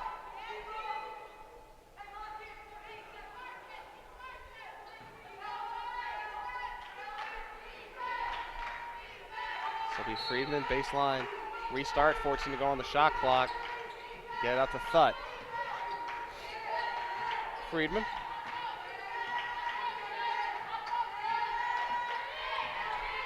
Jackson goes by her, deflected, out of bounds, stays here. They got 3 seconds left on the shot clock, so Coach Boucher better be drawing something good up here. They'll have a play in the can here. You can get a couple dribbles off. You don't have to shoot immediately. McPadden, though, she does shoot immediately. Off the back iron, rebound to Gagne. Blocked by Gotham, but contact away from the hands right there on one. Definite foul right there on Gotham. That puts 4 on her. So her fourth, team second. Gagne at the line, shooting a pair.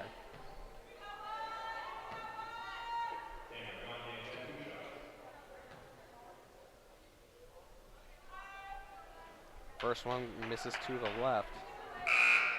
Gives the referee a nice knock on the back of the head as well. And we see Maya Thompson, who also has 4 fouls, checking into the game, replacing Gotham. So Coach Baugh just trying to go with a little bit of a different dynamic here with 7:45 left to go in this fourth quarter. And that ball drops in. So 7-point lead, and there's a foul. Charge! Another late foul call, my goodness. This isn't a soap opera. You got to make the call before the next episode starts. Foul on Mazyck, 3 on the Beacons, ball back to the Owls. I think if anything, this has lit a fire under the Beacons and even in the Owls as well. You see both benches being a little more electric. Miscommunication. Schleiman wanted one way. McPadden thought another. Schleiman claiming it was her fault right there because she hesitated on the back door. So Thompson sits, Williams back in as the Beacons continue to juggle their front court players. Jackson looking for something, trying to get around Friedman. Fulton. Bad pass by Fulton. She thought Grassi was going to cut. No one was there. Well, someone was there. It was McPadden. She dumps it to Friedman. Friedman drives it on Jackson over to Thut. Thut from 18 rattles home. Back to 5. First basket we've seen not be a free throw in a couple of minutes, if I'm not mistaken. Both teams having trouble converting at the cup. 6:45 to go here in quarter number 4. Jackson. She pulls up from the wing for 3. Good luck. Can't get it to drop. Rebound to Williams. She drives on Thut, and it counts. Count the basket. Foul on Abby Thut. I think that's going to be 4 on her. So Thut playing with 4 now. Lead back up to 7. Big free throw here by Williams can push it to 8. Gianna Williams just with a little move, she goes up, she stays up for so long, great hang time, and in that hang time, draws the contact, makes the basket for a 3-point play.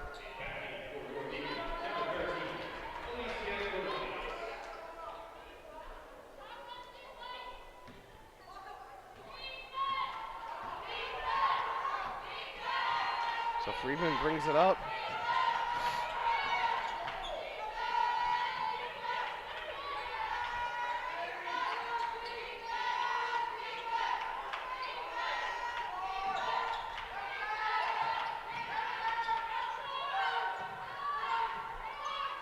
Seconds on the shot clock. Gagne has to do something with it. She draws help side. No shot travel. So Gagne dragged the foot, trying to cut through those two defenders right there. Ball goes back to the Beacons. Beacons have played tremendous defense these last couple of minutes. They're really making the Owls run down the shot clock. They're defending the 3-point line well, defending into the paint. The biggest thing is just don't get that contact drawn on you for those extra fouls. 30-second timeout by Christina Baugh. Out of the Beacons. Interesting timeout considering we have a media timeout in 55 seconds. Baugh still elects to take a 30 right here. As this quarter has just been an absolute mess both ways. You know, it's been a whole lot of excitement though. But that said, Gigi, we're almost halfway home here in the fourth. We're right where we started. It's an 8-point spread, so the Owls have had their moments, but they are yet to consistently find a way to chip into the lead. Yeah, and we mentioned rebounds in this first half really gone the Owls' way, but now the Beacons leading in total rebounds 27-23, and second chance opportunities. Beacons have 12. 12 points off those second chance opportunities, and most of that is coming from those rebounds. You're getting players like Grassi and even Megan Gotham and Gianna Williams who are just getting you those rebounds and those second chance opportunities, trying to reset that shot clock, maybe run a different play, see what works, see what doesn't. And I think that, defense is what it really comes down to, and the Beacons have been playing tremendous on their defensive end. It's a 7-rebound spread here in the second half. So the Beacons up 3 now in total. At halftime, the Owls are up 3 in total. So +7 for the Beacons here in the second half as they've extended the lead and found a way to maintain that extended lead. They're going to have to find a way to keep that up. Well, for the Owls who are coming into today's game with the rebounding margin of -8.5, I think they've done a pretty decent job of hanging in there with the Beacons.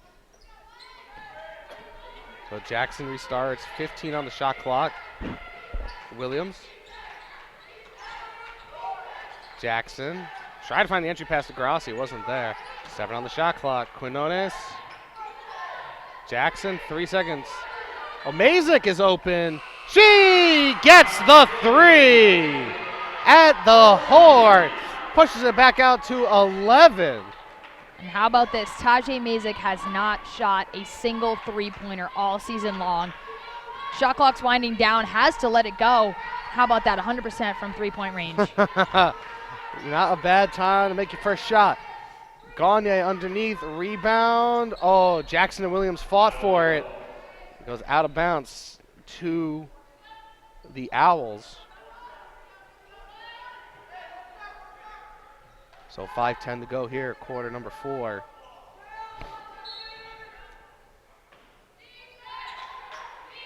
Well, the Friedman, and it's an offensive foul.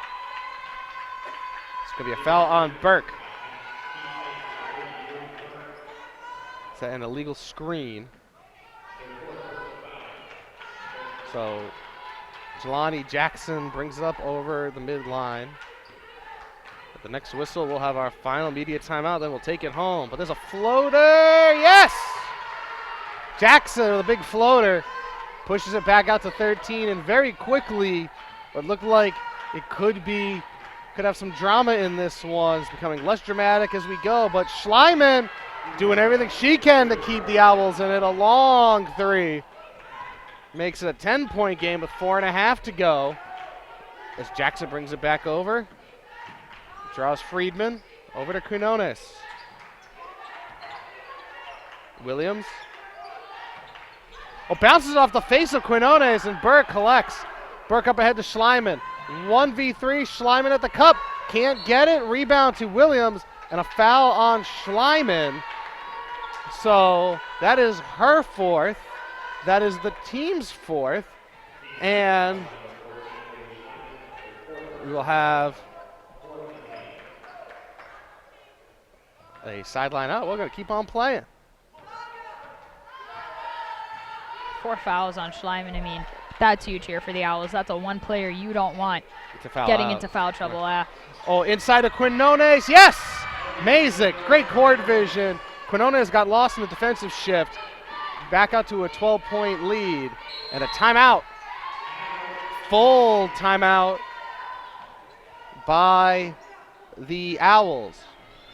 And yeah, I mean, I think that's going to turn into a media timeout, actually. Yeah, so we will step aside briefly and we come back. We'll finish this one off. 3:54 to go, 60-58 Beacons.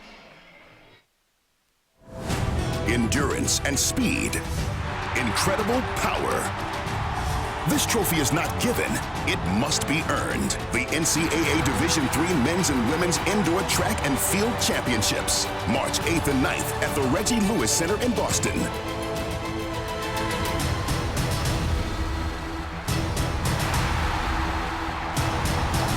Visit ncaa.com/tickets to secure your seats today.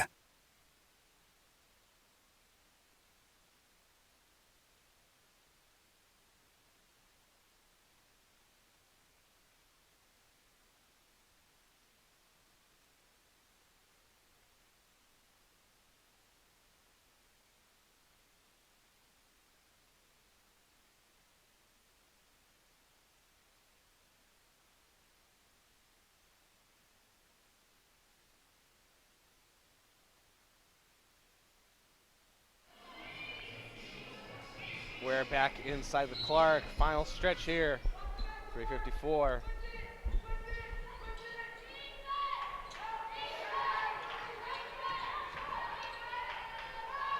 So 3. No!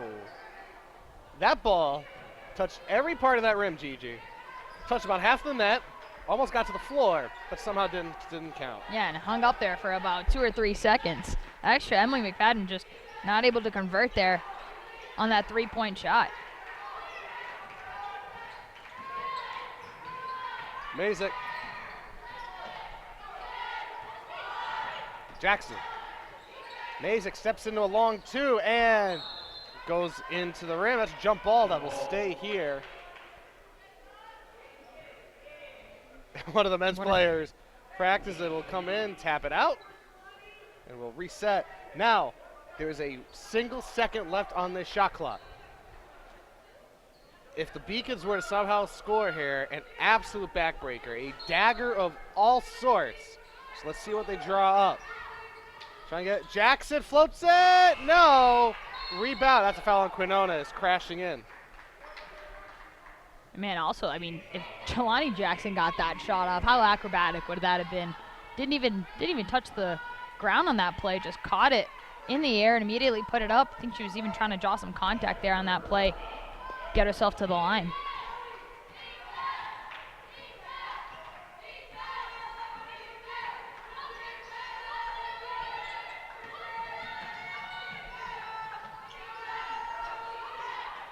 Spin it around.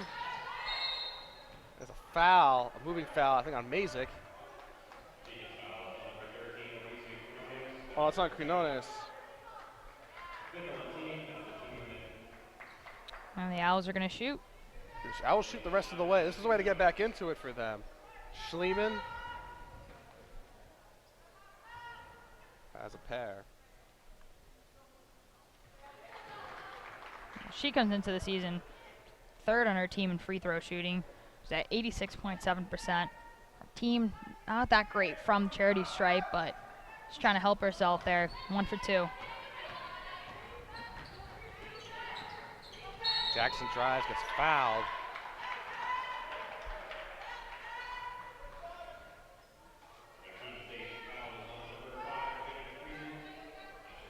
That's Friedman's second. Considering how many chaotic situations Friedman has been in, it's kind of fascinating that she only has 2 fouls in this game. Yeah, I mean, she is a pest of all sorts. Yeah, she's one of those players that she'll run up and down this court like it's nothing and try to get some points on the offensive end and, you know, playing scrappy defense on the other side of the court.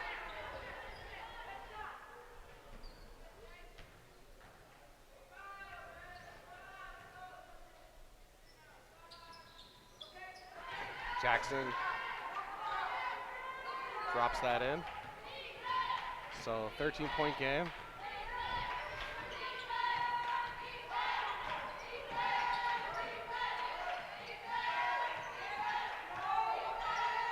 Oh, the steal by Grassi on the sideline.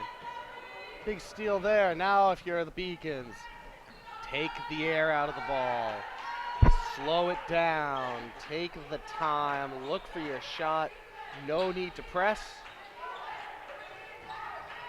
And I'm pretty sure that's exactly what they're going to do. They're going to try to run it until there's about 5 on the shot clock. 8 on the shot clock inside to Williams. Count that basket. 14-point lead. And that might just about do it here for the Beacons. Just got to get this one home nice and easy.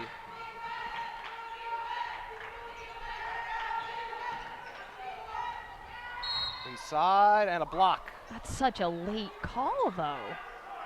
I mean, we've mentioned it time in and time out that these refs are a little bit late on the call. I mean, that was an obvious blocking foul there, so that's the right call. But just, I mean, if you're Schleiman and you're looking at him and you're like, hey, where's that call 2 or 3 seconds ago?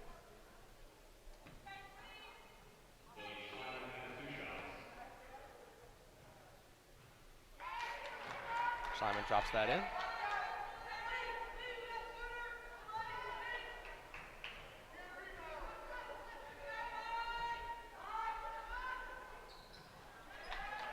Second one drops, 12-point game.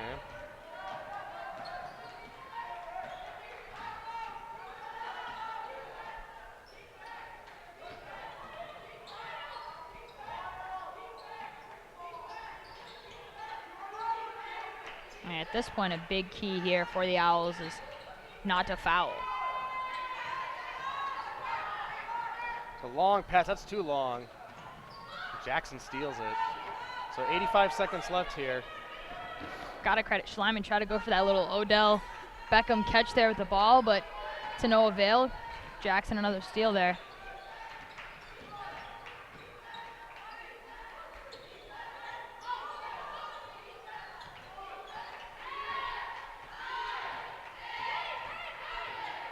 Jackson to Quinones, pulls up, misses, rebound.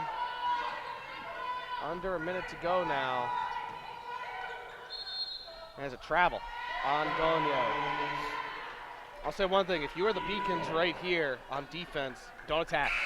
Well, do not attack. Hands up, plant your feet. If they go into you, they go into you. Don't attack, don't reach. Right now your goal is to get this game done. Well, you saw Tahjai Mazyck there, kept up running with Gagne, but as you said, just kept her hands right up. Heard the call there from Christina Baugh, don't foul, don't foul. Just hands up, you don't want to give the Owls any more opportunities to get to the free throw line. Already opportunities to draw a dumb foul. Threw a couple of wickets right there. Schleiman drives, jump stop, basket. Timeout. Timeout Boucher and the Owls. 36 seconds to go here. All things considered, Gigi, this has to be a really nice win for the Beacons because, you know, yes, you're playing the team that's at the bottom of the conference standings, but this is a team that also just beat Southern Maine a few days ago, and you were in foul trouble basically from the moment you woke up this morning. And you were dealing with a lot of lineups that had never played together or very rarely played together, and this team kept finding ways in the second half to extend the lead, maintain the lead, and not let the Owls come back. So Christina Baugh, we'll talk with her after the game, but she must be very happy with this. I think you said it perfectly. You know, you credit Keene State, you know, for that huge win against Southern Maine, but you come out, played a really close first half of basketball here, pulled away with the lead. You're up by 10 with 36 seconds left.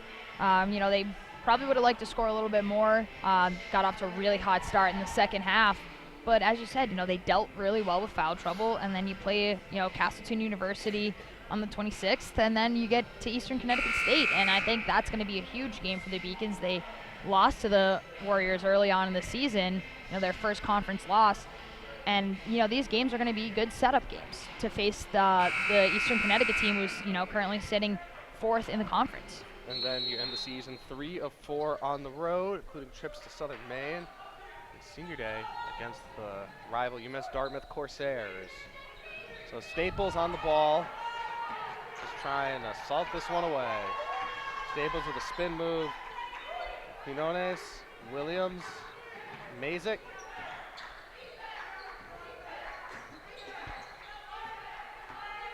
Ten on the shot clock. Quinones. They're probably just going to run this shot clock down the entire way. They'll just take it all the way out. So there's a shot clock violation with 5.7 left.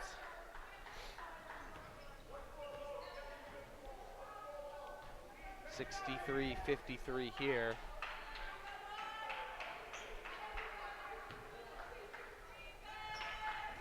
Inbound to Friedman. So drive on Mazyck. Push it over to Gagne for a 3. It misses everything, and that will do it. So up to 40 minutes of basketball. Final score, UMass Boston 63, Keene State College 53. Gigi, what's your takeaway from this one? Now I think that the Beacons played much better basketball in the second half than in the first half. I will say that. Coach Ball's got to be, I think, content with her team. Not sure she's, 100% happy with the way that they played today, but hey, they came out with a huge win, and you got good production from your team, and Megan Gotham got to play her first game as a Beacon, score 9 points. I mean, perfect from the field, 3 of 3 from the field, and 3 of 3 from the free throw line, and you're getting the production from your team and coming back into a game and playing a good Keene State team that really tried to hang in there in that first half. So that does it for us. We will step aside and we come back. We'll talk with Christina Baugh and take it highlights from the second half. Beacons Broadcast Network.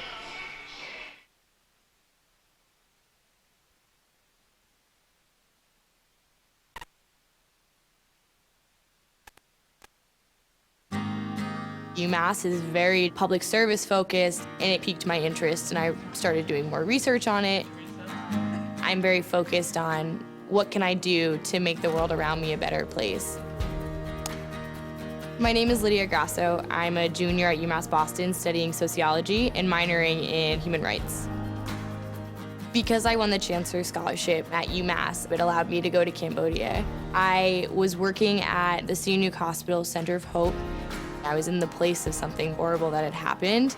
I could either go home and kind of forget about that experience and kind of block it out, or I could do something so that things like that never happened again. UMass provides me with opportunities that I wouldn't get anywhere else and gives me a global perspective in a public setting. I definitely transformed at UMass.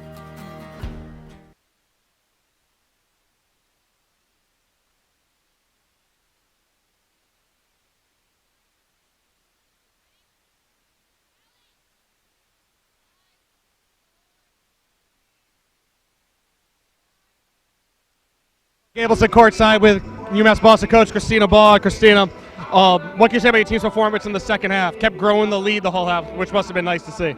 Yeah, it was all right. I wish we won the final 10 minutes, but I thought we responded to halftime and the adjustments that we made.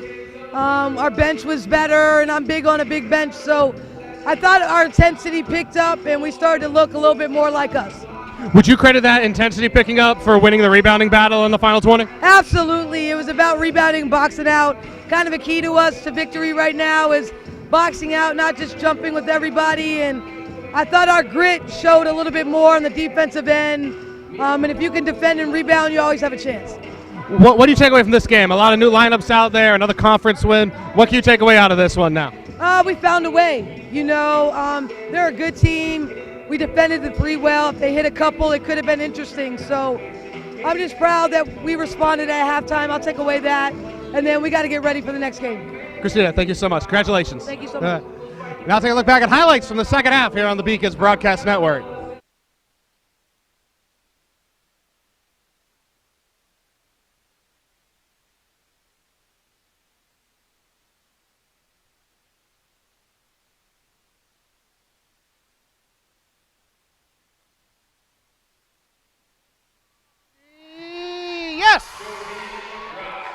Thompson. Thompson back to Mazyck. Mazyck to Quinones. Open from the wing. She got it. Shot clock. Out to Staples for 3. Oh, it's a really bad shot. No foul called on. Up right in. Lost her shoe, though, but still 2 points here for the Owls, and they need everything they can get. Inside the Schleiman at the cup. It counts. Beautiful feed from 43-38. Staples, underhand, no. Rebound to Gotham, yes. Timeout, Friedman. Friedman drives it on Jackson, over to Thutt. Thutt from 18, rattles home. She pulls it up from the wing for 3, good luck. Can't get it to drop, rebound to Williams.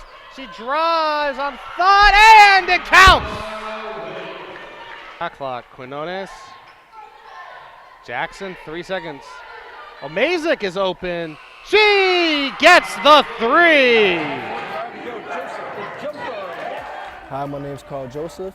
I currently a criminal justice major. I'm a senior. I am from Brockton, Massachusetts. In basketball, I play small forward / power forward, and in track, I'm a high jumper.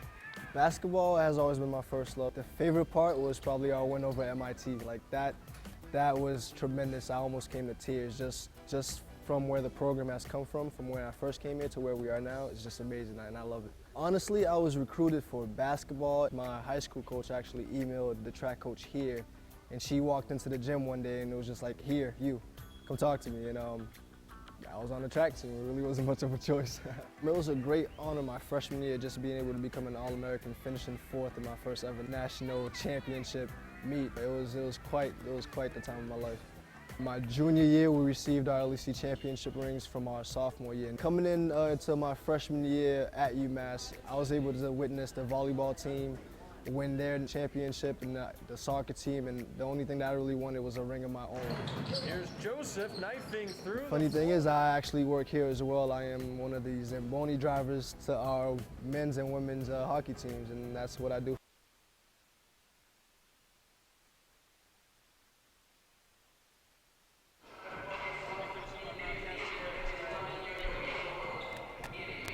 As we look to finish up our broadcast tonight, here we take a look at final stats. 50% field goal shooting for the Beacons, 39 for the Owls. That kind of tells the tale. Absolutely, and I mean, 3-point shooting, 46-19. I mean, that's ridiculous stats there if you look there. But again, turnovers equally high. I'm sure that both teams want to limit that a little bit. Rebounds, Beacons came out on top in the second half, and that's what really led them to that 30-25 edge. And we take a look at team leaders now, individual team leaders here in this game. Salani Jackson and Tahjai Mazyck with 14 and 12 respectively for the Beacons. Lily Schleiman, 17 for the Owls, basically what we thought it would be pregame. Yeah, it's Sammy scored 17 last time that these two teams met. Scored 17 again tonight, but the big thing is look at the difference. I mean, your second leading scorer is Abby Felt with 9. That's a huge difference there, and I'm sure that Coach Boucher wants to close that gap there a little bit, get a little bit more production from other people on their team and not rely so heavily on Schleiman. And now we take a look at our fantastic production team. Emphasis on fantastic. Producer Seth Orensky. He's also somewhere down the scorers table today. Directors Kelly Danhe and Allie Crawford. Instant replay, Alyssa DePippo. I'm Mike Abelson. She's Gigi Braga. Kyle Penny, Bree Colucci, Sarah King, and Nana Anane are our camera operators. Folks, thank you for spending a few hours with us tonight. If you look behind that graphic, we have another game coming up. Keene State, UMass Boston men's basketball. Go over to their schedule page on beaconsathletics.com. Click that live video link. Go pour yourself another glass of soda. Make yourself another sandwich. Sit down. Come on back. We got basketball in 14 minutes.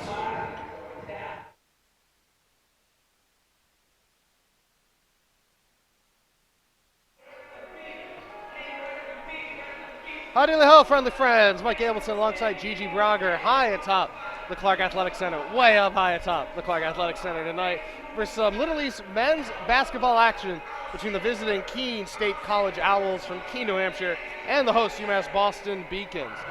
And Gigi, two teams right around the middle of the pack in the conference. Keene State 6-3 in the league, 3rd in the conference. The Beacons 4-5, 6th in the league. Big game tonight for both sides. Yeah, I mean, UMass Boston coming off a 54-48 loss to Western Connecticut, and on the flip side, Keene State playing a non-conference game against Colby Sawyer, beating University of Southern Maine as well. Both teams coming off of a different aspect in the Little East Conference, but this is a big game for the Beacons. Standing in 6th place, only 6 teams get into the LEC playoffs, and Keene State sitting at a comfortable 6-3, but they're chasing UMass Dartmouth and Eastern Connecticut, trying to get themselves up a little bit higher than they can. When it comes to Keene State, it begins with Ty, it ends with Nichols. 27. We take a look now at our key players to watch. 27.6 points per game. You look at his points average. He basically laps Michael Boyd, the leading scorer for the Beacons. Nichols has over 2,000 career points, currently the 3rd leading career scorer in all of Division III across the country. That's about 500 programs nationwide. He sits 2nd in points per game behind Aston Francis of Wheaton College in Illinois. Yeah. Not only that, he leads the team in rebounds at 7.4 a game and 4.8 assists per game. What can he not do? Little. He's 6th among all NCAA divisions 1, 2, and 3 men, and 7th overall in points per game. There's only one woman in NCAA that has more than 27.6 points than he does, and he said it. He can do it all. And then to get on the flip side to a guy like Michael Boyd, who's really been a spark to this Beacons offense. He's had 5 20-plus games this season, 12 double-digit games as well. Don't let the 13.4 when you're going up against a 27.6 scoring margin. It looks really shy that Michael Boyd is at 13.4, but he's a guy who can score from the 3-point line. He can drive and, leading assists per game, and, that's just the kind of guy that Michael Boyd is. So this is going to be a huge matchup to see on both sides of the court. One of the big things to watch for the Owls, they can score it like no one else. First in the conference, 84 a night. They get up into the 90s regularly. They've gotten into 100. They've had games where they get into the 80s and lose, which is the problem. Number 1 scoring offense in the league, 8th best scoring defense in the league. That's a problem for the Owls as they give up 79 points a game. Well, they allow teams to score a lot of points too, and they really just try to focus on the ability that they can outscore them, and that heavily relies on Ty Nichols and his ability to just get baskets and get to the hoop.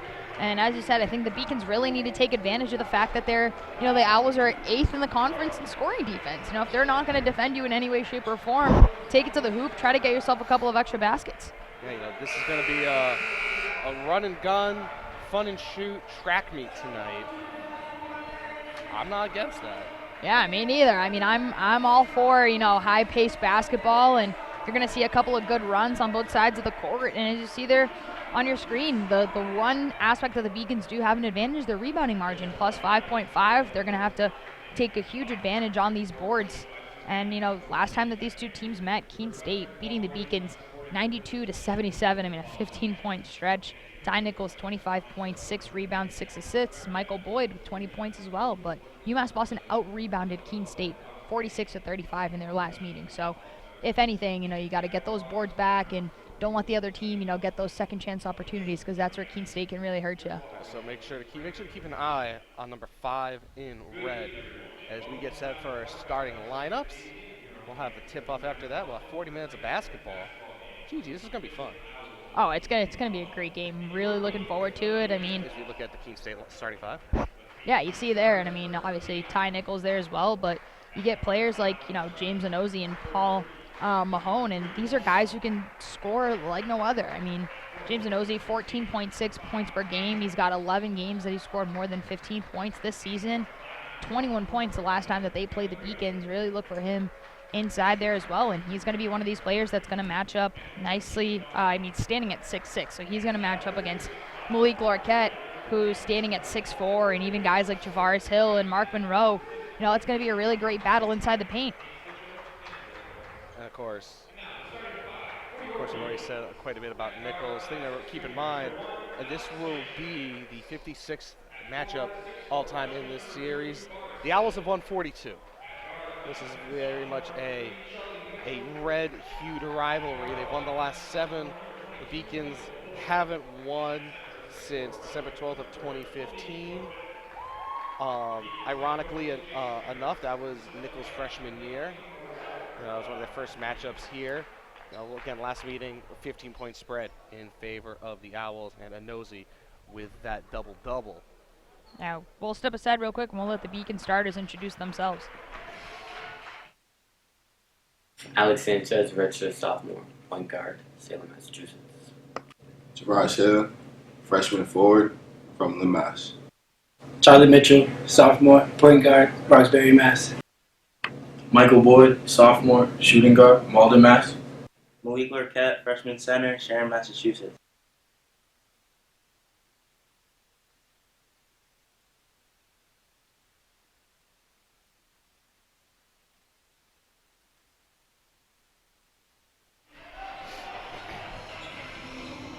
All right, we're ready to rock it. We're ready to roll it. We are ready for 40 minutes of basketball here at the Clark. And away we go. The ball is tipped to Prieto, a sophomore from Providence, Rhode Island. Great basketball city. There's the first touch for Nichols. He drives, loses it. It's going to be a foul on the floor.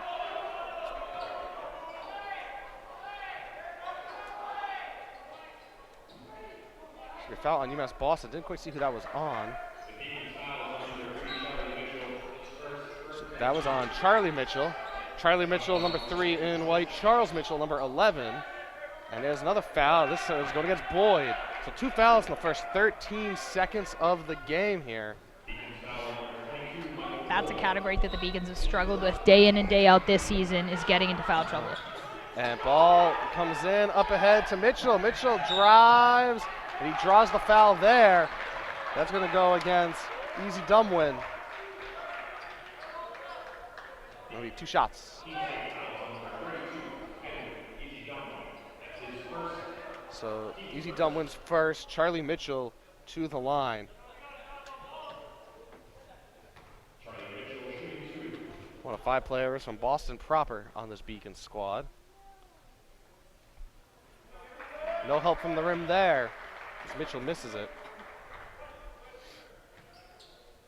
And Charlie coming in shooting 70.3. Second on the team in free throws. Can't seem to knock down either one. Can't make either of them, but a rebound to Javaris Hill. 6'4" freshman to do it all for this Beacon squad. Leaves it for Boyd. Boyd leaves it for Alex Sanchez. 15 on the shot clock. Mitchell tries the drive, cuts it back. Sanchez over to Boyd, inside to Hill, and Hill tips it out of bounds. Ball to the Owls.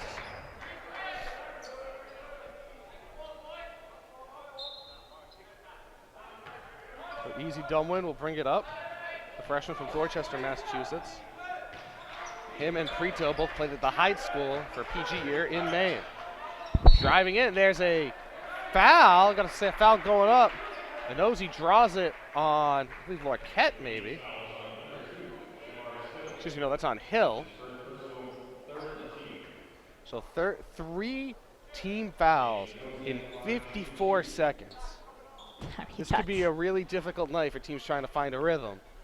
So Inozi will shoot a pair. The first one is good. So we finally have a point on the board. And I mean, to counter that, Owls second in the conference in free throw percentage at 72.2%. So one thing the Beacons don't want to do is get deep into foul trouble, let the Owls get into the bonus, and have them shoot free throws for a good portion of this game. So Inozi splits right there, 1-0 to the Owls. Mitchell on the ball. Out to Sanchez. Draws the pick from Hill. Mitchell in the corner, tries to drive it. Skips it across to Boyd. Misses the 3. Rebound. That's off Inozi. And that stays here. Off the advertising banner, off the baseline. So Mitchell will inbound from underneath the basket. Hill.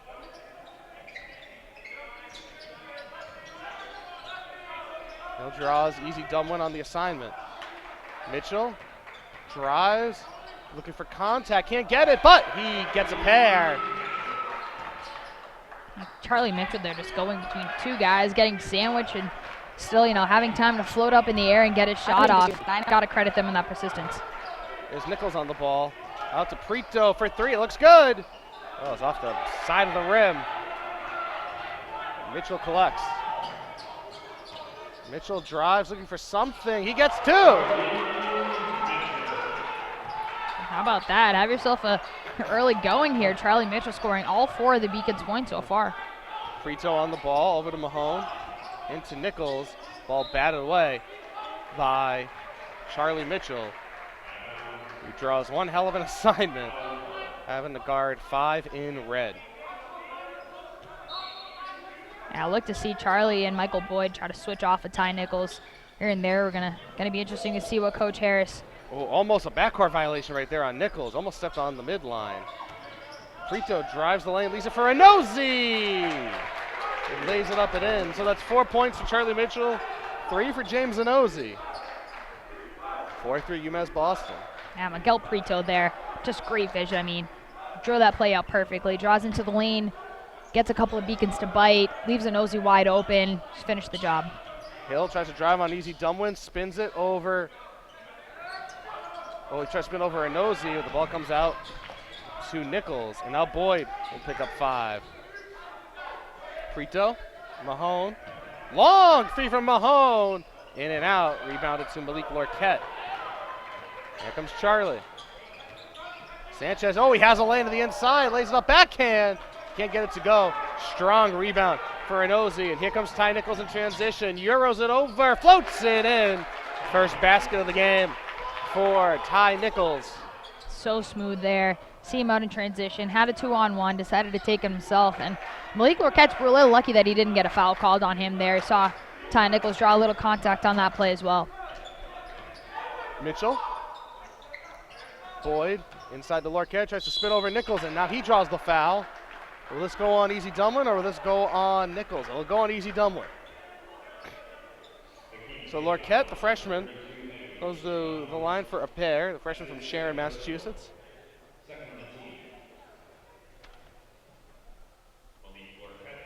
About half an hour south of here. Well, not great numbers from the free throw line, shooting at 47.5%. Could have fooled me there. Yeah, managed to knock down the first one, Maybe but keep saying some more negative things about his free throws and make a couple more. Hey, I hope so. Yeah, when you get a guy like this, and this team's they've struggled shooting from the free throw line and as well from the 3-point range, but when you're a guy like Malik Lorquette and you can get to the line so often as he does, really got to make these shots count.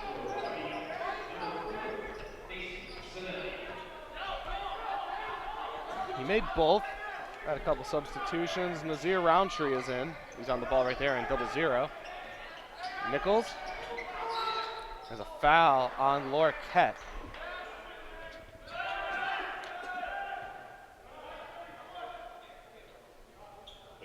Dason Sinelli out there now as well for the Beacons, 4 in white, and he draws the Nichols assignment. Inozi draws a double, doesn't matter. It's that up and in. Sinelli.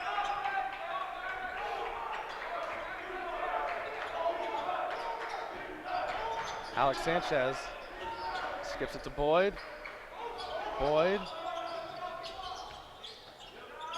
Boyd, long 3, misses everything. Sanchez tries to save it, but Inozi collects. Pushes it to Prito, he's gonna bring it up with speed. Prito to Roundtree. Prito steps back, cuts over, draws contact, can't get the basket though. Oh, and it's stolen away by Roundtree. Stolen right from Dason Sinelli. Mahone, Nichols, tries to drive on Boyd. Spins back. Roundtree. Nichols to Mahone. Mahone, no. Rebound to Sanchez. And here come the Beacons. 5 minutes gone here, 7-6 Owls. Inside, Javaris Hill gets hacked by Roundtree. And he will get a pair of free throws. That's the third foul on the Beacons. So 5:04 gone here in half number 1. 7-6 Owls. Hasn't turned it into that track meet yet. Maybe it will. Come on back on the Beacons Broadcast Network. Endurance and speed. Incredible power. This trophy is not given, it must be earned. The NCAA Division III Men's and Women's Indoor Track and Field Championships, March 8th and 9th at the Reggie Lewis Center in Boston.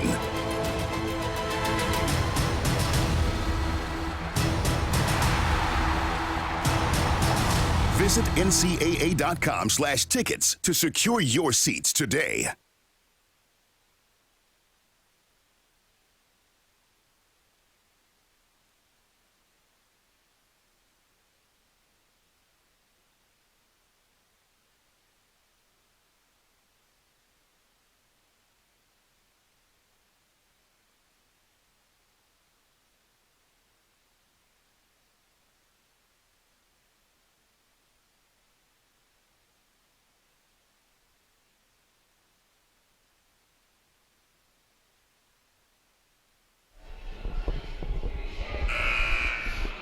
Back inside the Clark Athletic Center, I'm Mike Abelson.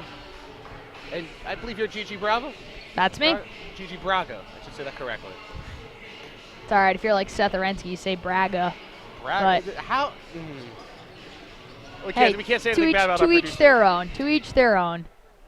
Well, next time he says that, you should say, thank you for incorrecting me, but this is what it is. So Javaris Hill at the line. First one goes in. That ball was spinning horizontally, but it found a way to drop.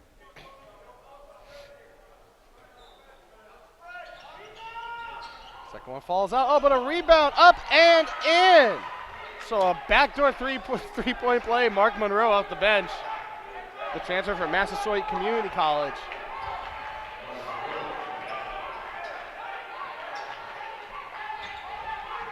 Nichols.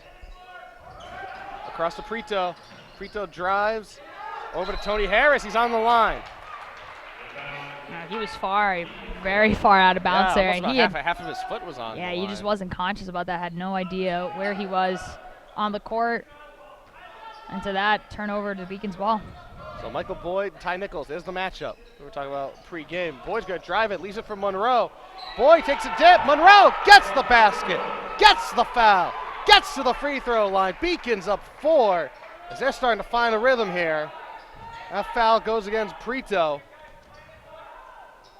And there you see, Mark Monroe in the previous play just taking advantage of the fact that the Owls didn't want to box him out, getting that three-point play with the layup. And now he's got a chance to convert for all 3 points by himself. And he doesn't do that as he back rims it. Rebound to the Owls. Ty Nichols yet to really become a factor in this one so far. We're 6 minutes in. Prito on the ball. Over to Mahone. Nichols in the corner, draws Sinelli defensively. Prito drives in on Sanchez. Sanchez tries to draw on the foul. Inside to Ben Olsen. The Owls doing a great job of moving the ball around, but saw there on that play. I'm not really sure Ben Olsen expected that ball to come to him. A little bit hard of a pass right at his face, but he still manages to get a hold of it and convert and get 2 points for his team.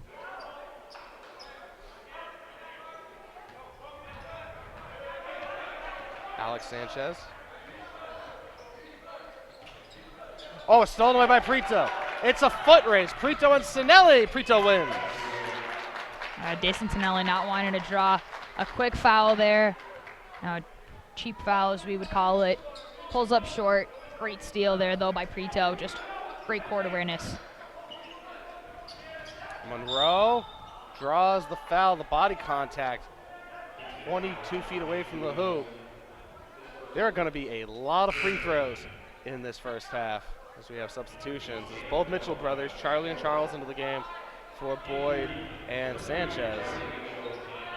And our first appearance of Kyle Santoro, the senior guard from Poughkeepsie, New York. It's Harris guarding the Mitchell brothers. There's Charles. Sinelli. Inside to Javaris Hill. Oh, behind the back pass. Monroe, he traveled. He walks. Man, that would have been a great play there. You see Javaris just... Art and commerce not mixing right there for the Beacons. As the ball goes back to the Owls. 7 minutes gone now. Prito Comes over to Harris. Nichols draws Sinelli. Gets a pick, has some space. Floats it, makes it. He's just that good. Really had no business making that shot, but it goes in. He has 4. Yeah, how about that? Looking for the pass, didn't find anyone, says, hey, it's all right, I'll do it myself. Charles Mitchell spins it back. Monroe from the free throw line. He drives it himself. That's going to be what's the foul here? It's going to be a defensive foul. And the foul is going to go against Prito. That's Prito's second, 6th on the team. Coach Keene is not happy about that whatsoever. No, he is not. However, this is the 16th foul on the Owls, which means, considering this is a shooting foul, the rest of the half, all 12:27 of this half, the Beacons will be shooting. Yeah, the question is will they be able to convert on that? And to no avail, the Beacons also have 4 fouls already. So, they got a couple more at the edge, and it's really going to slow this game down. So Monroe has one more. He makes that one, so it's a 1-point game now, 13-12. Nichols.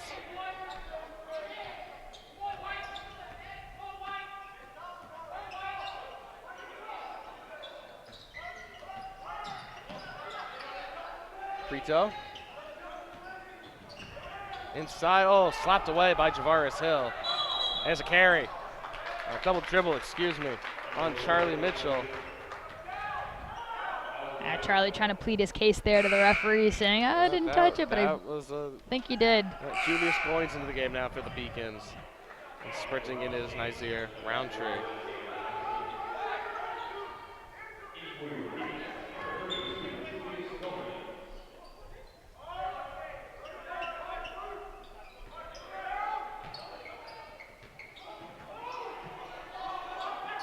Frito looking for a foul, not getting anything. Nichols on the ball, draws the double. Roundtree. Santoro, he got it. Big 3 for Santoro. Now Charlie Mitchell pushes it back up. It's a 4-point lead for the Owls. Mitchell pulls up for a long 2, misses it, out of bounds. Owl ball, and that will take us to a timeout. So with 11:35 to go here in half number 1, Keene 16, Beacons 12 on the Beacons Broadcast Network. The University of Massachusetts Boston. It's just minutes from downtown, and the Princeton Review calls it one of the best values in the country. A nationally recognized institution of academic excellence and research, UMass Boston offers more than 150 undergraduate and graduate programs, 16 Division III sports, and more than 100 student organizations. To learn more about the opportunities waiting for you at UMass Boston, visit in person or online. UMass Boston, a research university with a teaching soul.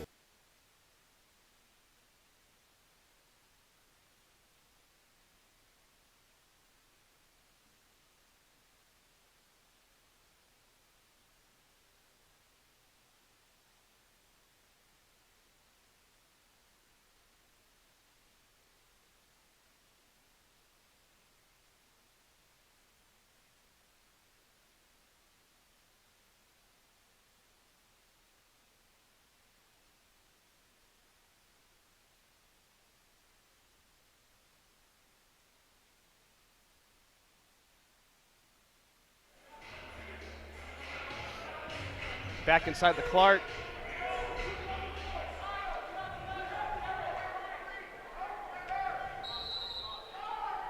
Roundtree pushes it in. First time seeing Jarek Chichone, the freshman from Springfield, Massachusetts. Chichone has it, doesn't have it, eventually collects to Roundtree. Roundtree able to keep it in the front court. But the Owls only able to initiate this possession with 13 left on the shot clock. Santoro, Nichols, Anozi, no, but he draws the foul, I believe, on Lorquette. A lot of arms flying around over there. It's hard to tell who foul's called on.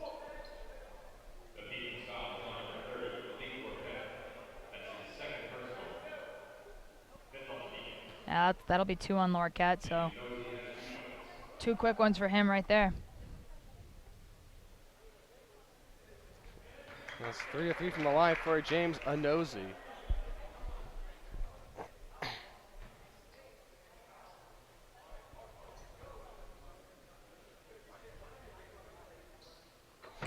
And that one drops in.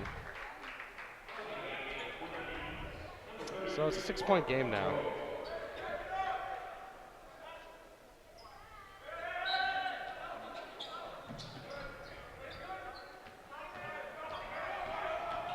Charlie Mitchell trying to pursue Chichon. Charles Mitchell, he got it. Big 3. Cuts the deficit in half, 18-15. Charles Mitchell's kind of seemed to found his rhythm a little bit. Double team here, ball comes back out to Olsen. Cross, Olsen for 3. Rebound to Charlie Mitchell. As the Beacons push in transition, Mitchell uses Monroe as a pick. Oh! He can't get that one to drop. Chichon throws that away. Javaris Hill wound up collecting it on the sideline as Hill returns for Goins.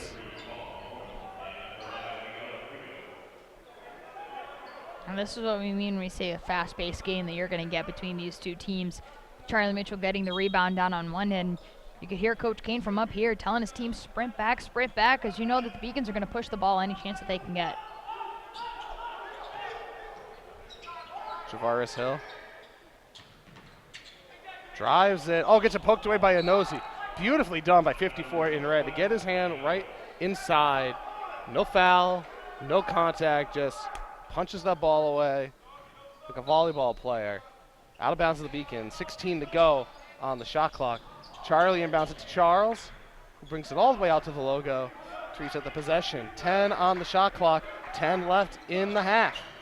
Monroe had to pick up his dribble. Charlie Mitchell with it, 5 to shoot. He's got to do something. Crosses up Anozie, floats it off the glass. Can't get it to go. Nichols long bounce pass to Mahone. And that was a practice play. But the Beacons aren't messing around as they immediately bring it back up the court. And there's an off-ball foul on the floor on Anozie. So that'll send Monroe to the line as the Beacons get to the 1-and-1. When you talk about points in the paint, I mean, James Anozie's been a huge factor in this. Keene State, 12 points in the paint already out of their 20. So you're not seeing them, you're getting the shots off, but credit James Anozie there in that paint, putting in work for the Owls. 1-and-1 missed by Monroe, slapped out to Prito.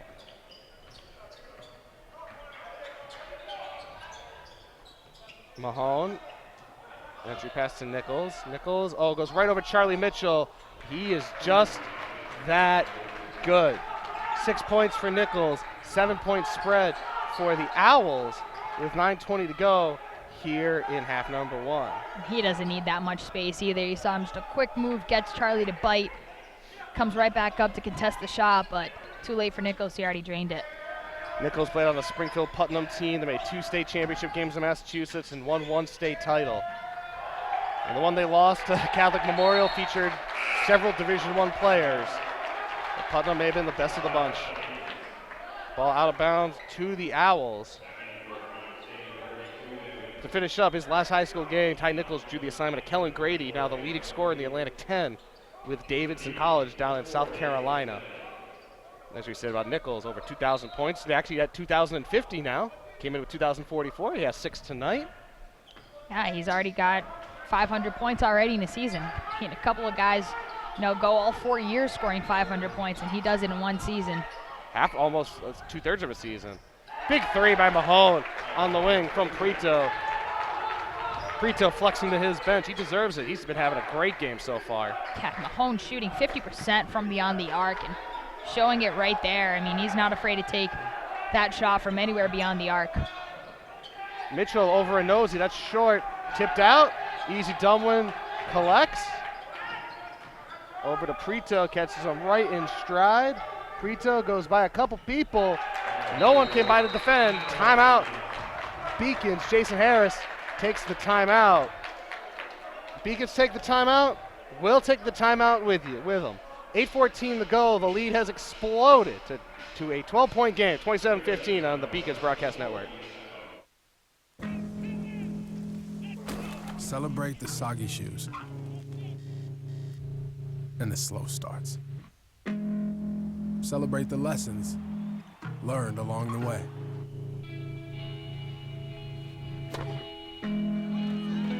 These are the wins. Not the shiny, nail-biting kind. These are the last a lifetime kind.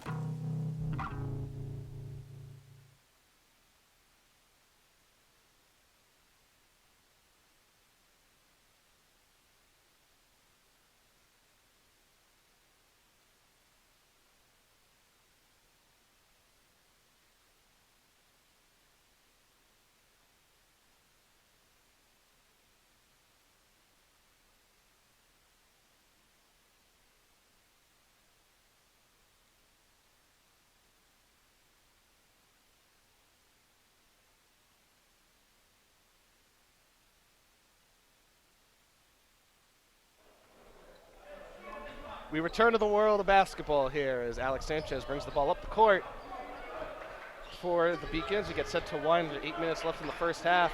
Oh, there's a steal by Mahone. Mahone races Sanchez. Oh, Prito from behind tips it in. An 11-0 run by the Owls has turned a 3-point lead into a 14-point spread. And man, I'm pretty sure Mahone tried to get that shot for himself, a little acrobatic and creative at that, but gotta credit Prito there, just following up on the play. Textbook. And there's a beautiful play by Charles Mitchell. Finding a way to get around the defender, lay it up, lay it in.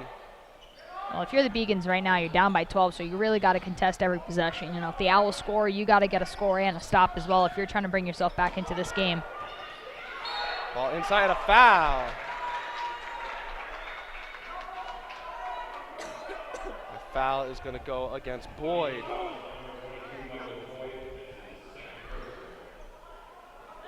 So that's his second personal.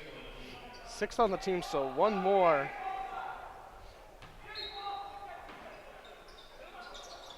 One more to the bonus. Oh, Nichols backdoor. He got it.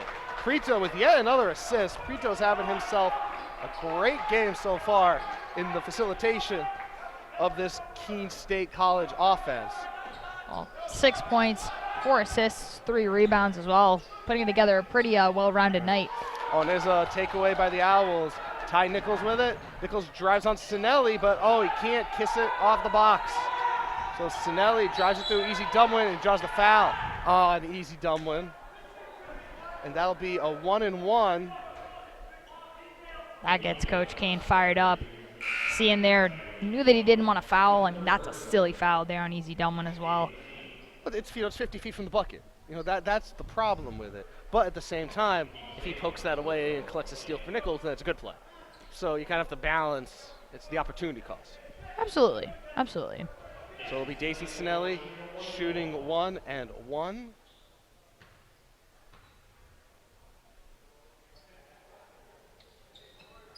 One and none, but a rebound to Javaris Hill. Hill lays it up at the cup, lays it in. Great move there by Javaris Hill, just recognizing he was one-on-one there, get him to bite one way, spin the other, and lay it right back in. Ball inside to Anozi. Anozi loses it, gets it back, goes right over Hill, gets that basket right back. 33-19 to the Owls. 6:25 to go here. Well, the Beacons, as soon as Anozi gets the ball, they're trying to double team him in the paint. And there's a three by Sanchez, misses off Anozi, out of bounds. It'll stay here. Charlie Mitchell back in now.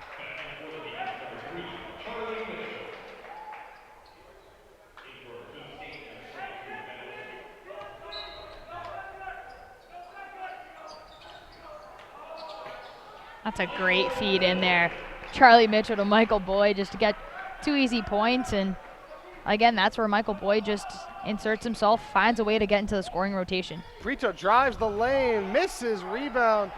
That's Sinelli pushing it up the court over to Mitchell. Mitchell steps back, Sends it back out to Boyd. They move it around to Charles Mitchell now. 20 on the shot clock. Mitchell for three. That's short. Rebounded to Olsen. And Ty Nichols will slow it down and bring it up.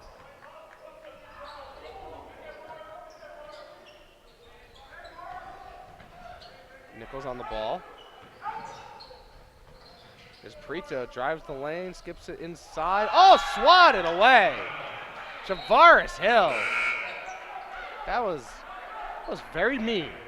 Javaris Hill just did that basketball, and the home crowd loved it. He was just really letting Ben Olsen know that his presence is right there and that he's not going to get two easy layups. Or an easy layup for 2 points, I should say.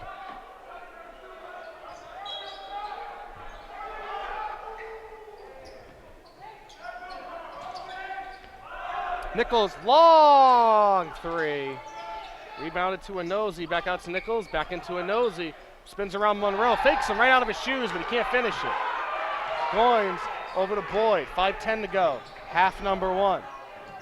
Boyd steps into it.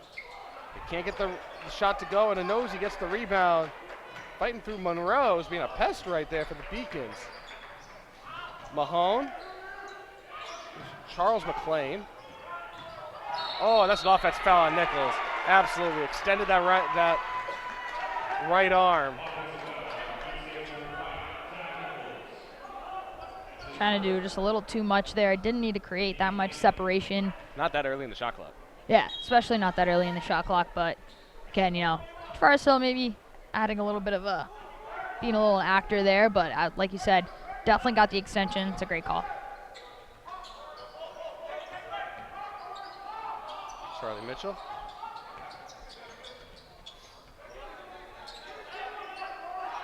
Monroe underneath. Oh, picks up the dribble, tries to dump it to Hill. There's no third person helping. Mitchell and Boyd are just standing around. The Owls swarm. They get the ball. Mahone, McClain, swatted by Goins. Rebound to Mitchell, up to Boyd. Up and down they go. Julius Goins almost walked into Monroe. Monroe gets fouled on the floor after an incredibly chaotic and messy 50 seconds of basketball. I mean, that's a beautiful pass there by Julius Goins. I mean, if I was Mark Monroe, I would just get it, try to put it right back up to no avail. He still gets to the line, gets an opportunity get himself a couple of buckets, but it's a great pass there by Julius Goins after coming off on the defensive end with a huge block. And Monroe misses the first free throw.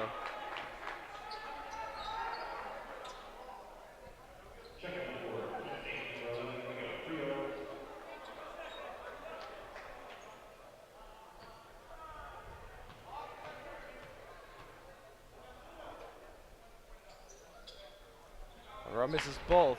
Rebound to Mahone. Nichols. Mahone. Nichols. Nichols spins through Goins around Monroe and one.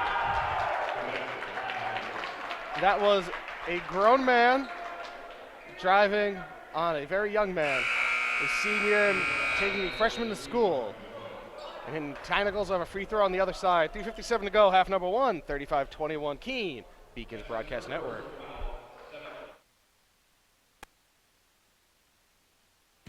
Something I discovered in myself is that if I have a goal, then I can accomplish it. It's a well-rounded experience. At a Division III school, you primarily a student athlete, so the school is really shaped around you developing yourself as a complete individual. It helps a lot that you have a family with your team that can guide you.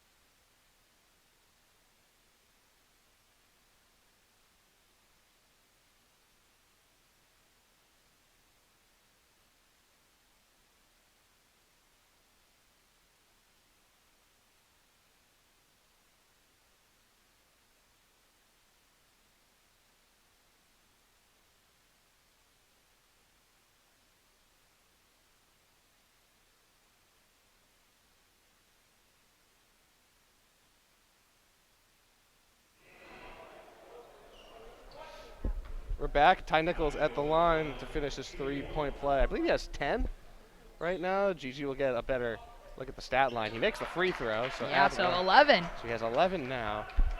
Almost quietly. 11 was excellent scoring distribution for the Owls thus far in the first half. Polinozi's got 9. He's got 11. Prito's got 6. Mitchell drives. It's a bad drive. Gonna call a block. Well, he did draw the foul on Mahone. So Charlie Mitchell to the line, shooting a pair.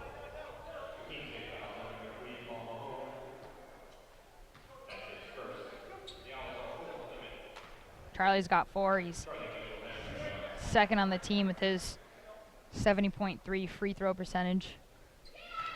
First one drops in.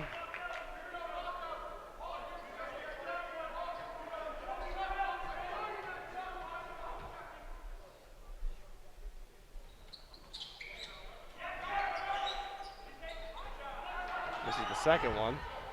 Nichols comes up. Prito.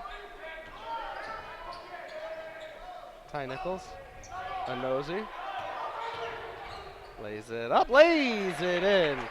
Lead extended to 16 points.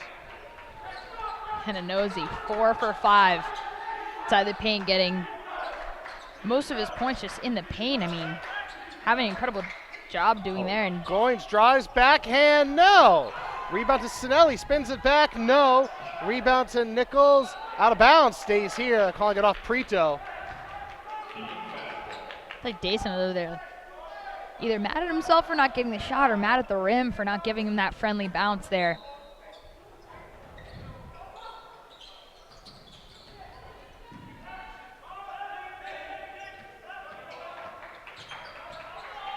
Mitchell gets it to drop, finally a basket.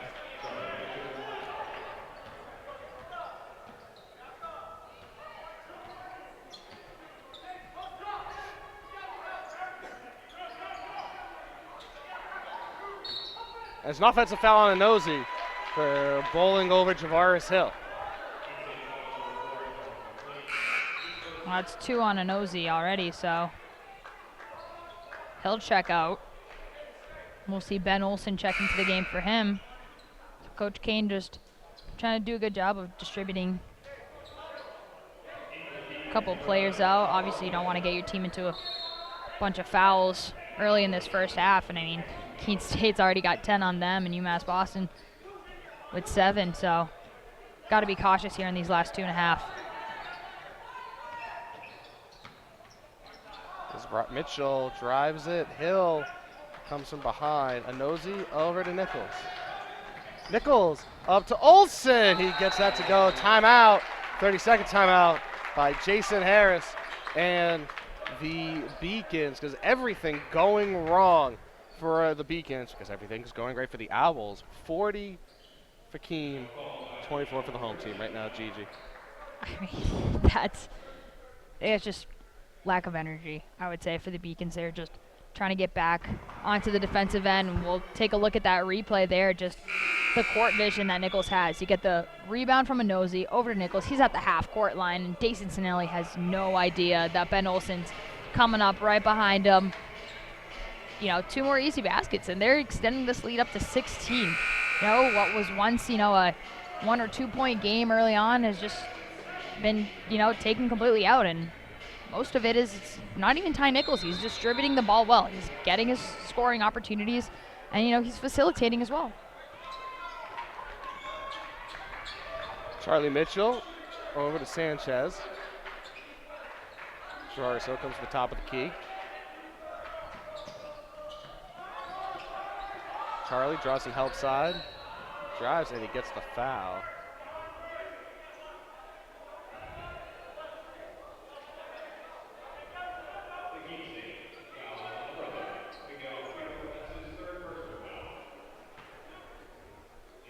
How about that? Prito's got 3. Oh, on him. He's leading the team with 4 assists right now, to go along with 6 points for himself. So Charlie Mitchell puts in that free throw.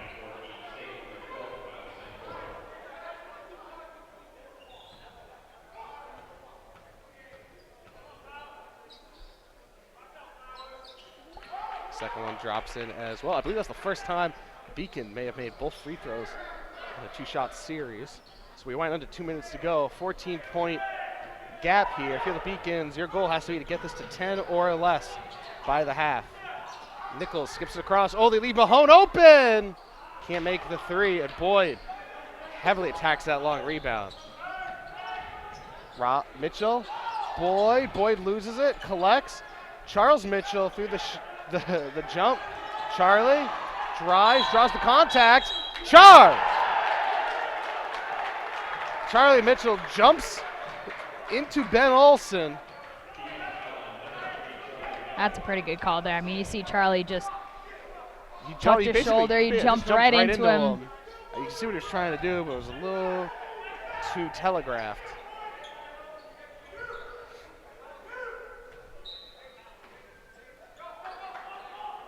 So here comes Mahone. He has to put the brakes on, and he loses it to Charles Mitchell. Charles to Charlie. Alex Sanchez drives it, lays it up. Great cut by Alex Sanchez. Gets the gap back to a dozen. Alex averaging 9.1 points per game, but did not score a basket in the last 2 games for the Beacons. Anozi drives it through. Oh, that goes out of bounds, and that's, where's it going? Oh, he was looking to point to the Beacons, and the ref then pointed to the Owls.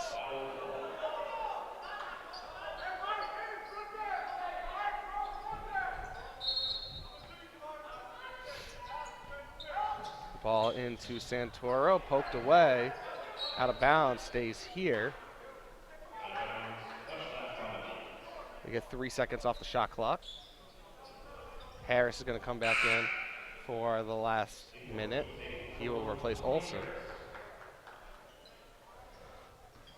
Harris, 6'4" freshman from Canton, Mass. Nichols. Oh, it just blows right past Charlie Mitchell. Gets by Boyd. Tries to get his rebound, but knows he gets it. Lays that up and in. So we are back to 14. Well, James Anozi making a case for himself. Last time these two teams met, he had 21 points and 10 rebounds. I mean, shoot, right now he's got 13 and 6. So still 20 minutes left in this game as well. And a blocking foul called on Anozi as Mitchell draws the foul.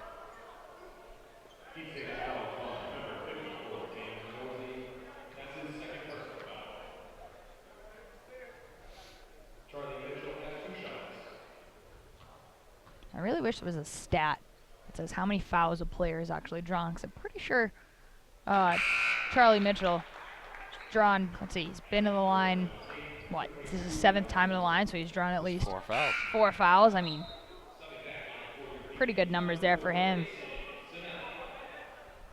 I mean, with all these advanced statistics that we keep, why don't we keep fouls drawn? It's a very good question. I mean, he makes both, but the Owls will have the final say. If this half thus far has been any indication, it'll end with Mahone or Nichols hitting a 3 right at the buzzer of this half. So 15 seconds to go. Nichols has to get over the midline. Skips it across to Santoro. Eventually comes back to Nichols. Drives over. Cuts back. Nichols for 3. Misses. Boyd collects. And that does it for the first half. So at halftime, Keene State 42, UMass Boston 33. We'll step aside real quick, and we'll be back with UMass Boston head coach Jason Harris.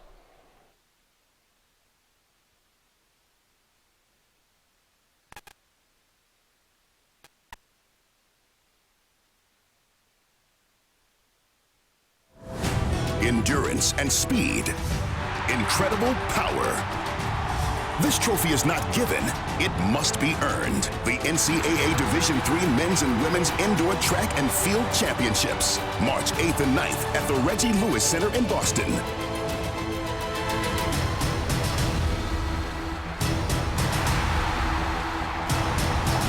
Visit ncaa.com/tickets to secure your seats today.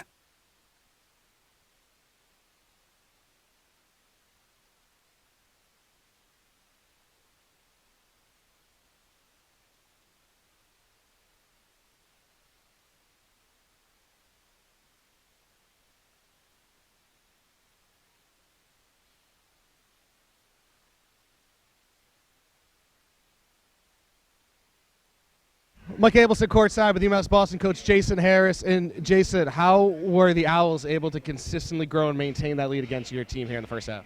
Got the best player in the league. Probably got one of the most dominant post players in the league. They coach really well and they play hard. What can you do in the second half? It seemed like, missed free throws, missed rebounding opportunities, a little bit of poor shot selection kind of hurt you in that first half. What can you change? You nailed it right there, man. I mean, it's focus at the free throw line, take better shots, don't turn the ball over, and I think we're going to have to run. So I think we're going to have to try to play fast. Our big lineup hasn't been as effective. Our smaller lineup kind of played well, got a spark from some guys that usually don't play. So look for us to try to get it going a little bit and maybe wear them down a little bit. We'll see. Something new. Best luck in the final 20. Thanks, Jason. Now take a look at highlights from the first half.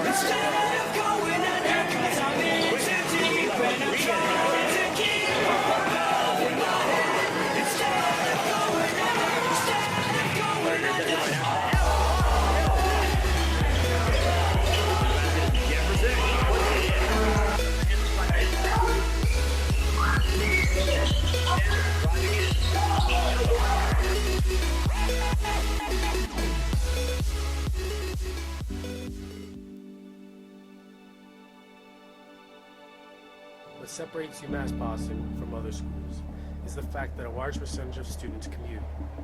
For me, it takes 2 hours each day to go to and from school, but every second has been worth it because the students that come here are serious about learning, they value their education, and understand where it'll take them in the future. This is what UMass Boston means to me. UMass Boston was my first choice because when I came to the campus, I saw that there was a lot of diversity, there's a lot of people. Here there is a lot of international students, so it's really cool to meet people from different countries, different parts of the world. I'm Julia Murphy, I'm from Canton, Massachusetts. I'm Olivia Murphy, I'm from Canton, Massachusetts. We're sisters. We're sisters. I play volleyball and she plays basketball. Here they have a freshman success community. So each major has their own community that you can join as a freshman, and you take classes with them, you do study groups with them. So it was really helpful getting to know people in your major right away. So in health exercise sciences, we have an internship at the end, so it's so much better to have like an advisor helping you out, like telling you which classes to choose.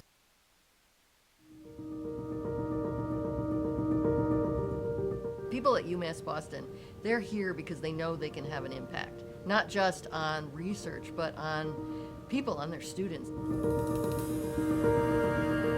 This is just a starting point. It only has potential to grow, and it has a big potential to grow up. You're really having a direct impact on people's lives, and you can see that now, and you can see that years from now. So I think it's becoming like the place that people want to go. What UMass Boston is able to offer to its young people certainly stands out to that mission that was set right out in the beginning. It's something UMass Boston should be and can be very proud about.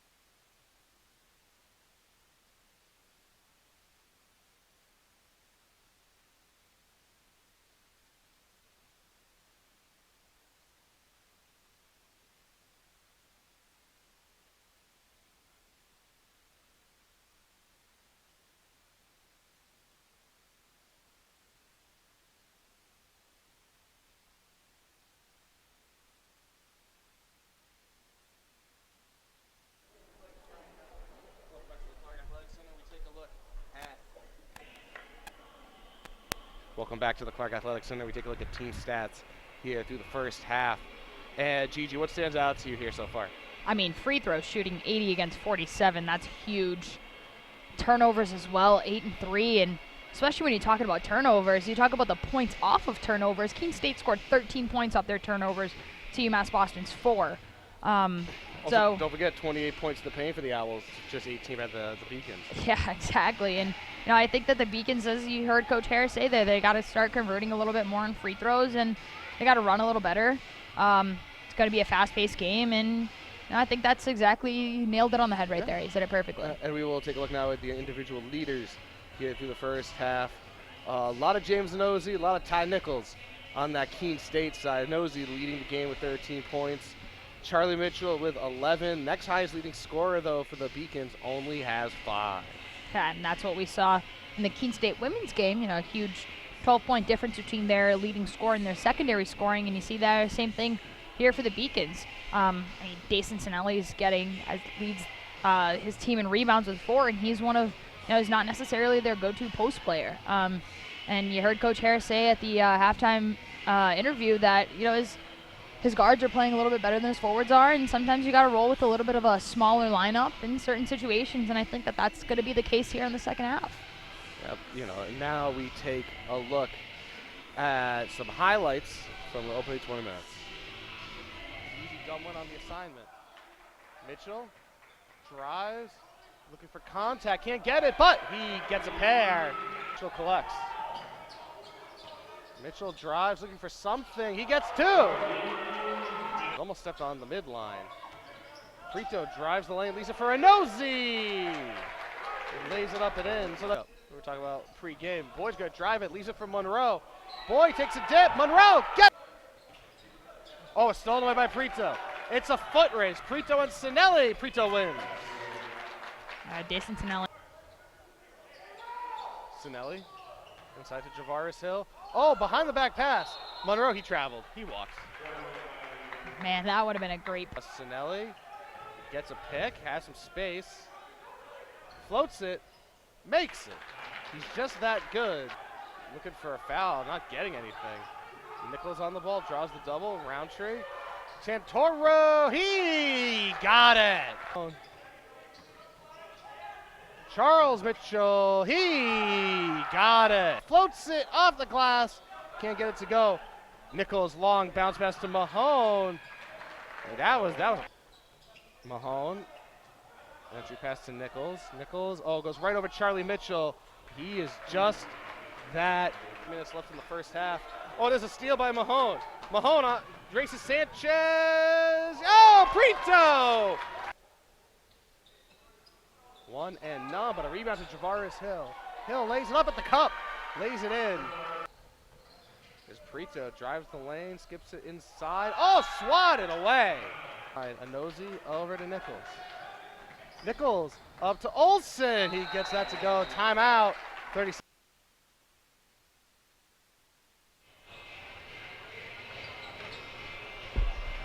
And welcome back to the Clark Athletic Center. We'll take a quick look around Beaconville, see what's going on here. If you tuned in for the women's game at least, saw them take a 10-point victory over Keene State, 63-53 final. Obviously, women's hockey is at Suffolk University on Friday. That'll be a good game there. And men's hockey hosts Suffolk University, a little bit of a home there at 7 p.m. And the track and field team heads to, I believe it's now Tufts University rather than Boston University. A little switch there on Saturday for the John Terrier Classic. And it's pretty much all we got going around. Winter season's trying to wrap up here. And take a quick look around the LEC as well. Let's take a look at some scores around the league. UMass Dartmouth leads Southern Maine 40. Excuse me. Is that a final? No, that is a halftime score. Halftime score, yep. UMass Dartmouth leads Southern Maine 44-32. Western Connecticut up 48-33 on Castleton at the half. And in a close one, Rick leads Plymouth State 34-30. And we'll see what entails for the Beacons coming up ahead here. Yeah, the Beacons' upcoming schedule, they take the long ride up to Rutland this Saturday to take on Castleton before coming back here to take on Western Connecticut State, and then a big game up in Gorham against the Huskies of Southern Maine in what is becoming a pretty wide open and exciting conference. That's a lot of teams. That's a couple teams below them in the conference standings and one above them. So much needed win possibilities for the Beacons this coming week. Absolutely. Take a quick commercial break. When we come back, we'll have second half action for you here at the Clark Athletic Center. Endurance and speed. Incredible power. This trophy is not given, it must be earned. The NCAA Division III Men's and Women's Indoor Track and Field Championships, March 8th and 9th at the Reggie Lewis Center in Boston.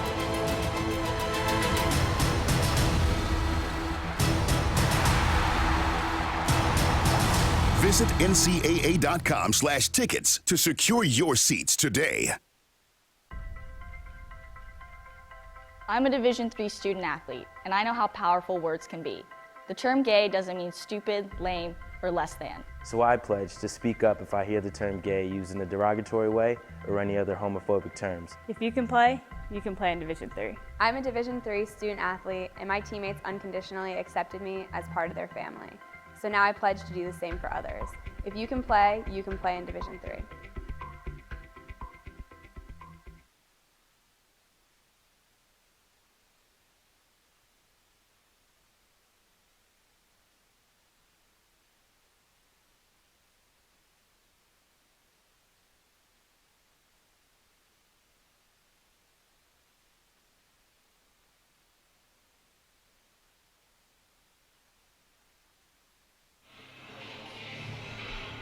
$20 more minutes remain here at the Clark. UMass Boston down 12 to Keene State. Charlie Mitchell, Shavaris Hill.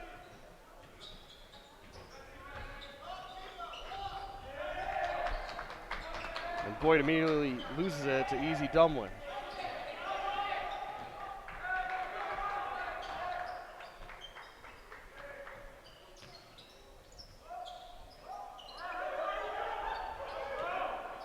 Mahone. Easy Dumlin inside to Inozi. Inozi spins around, goes up and under. Can't get the rebound. Here comes Charles. Lisa for Charlie. Michael Boyd. Jason Sinelli for three. They need it. They got it. Big three for Sinelli. Cuts it back to single digits. It's a 9-point game now. Second best three-point shooter on this Beacons team, and now a team that struggles shooting from beyond the arc. It's a confidence booster there for Sinelli. And there's a nosy, can't get it to drop. Here comes Charles, almost loses it on Easy Dumlin. Bad shot attempt. Ty Nichols, easy rebound. Nichols looks to pull up, skips it across to Easy Dumlin. Mahone, a nosy. Ball, hand on ball right there by Boyd.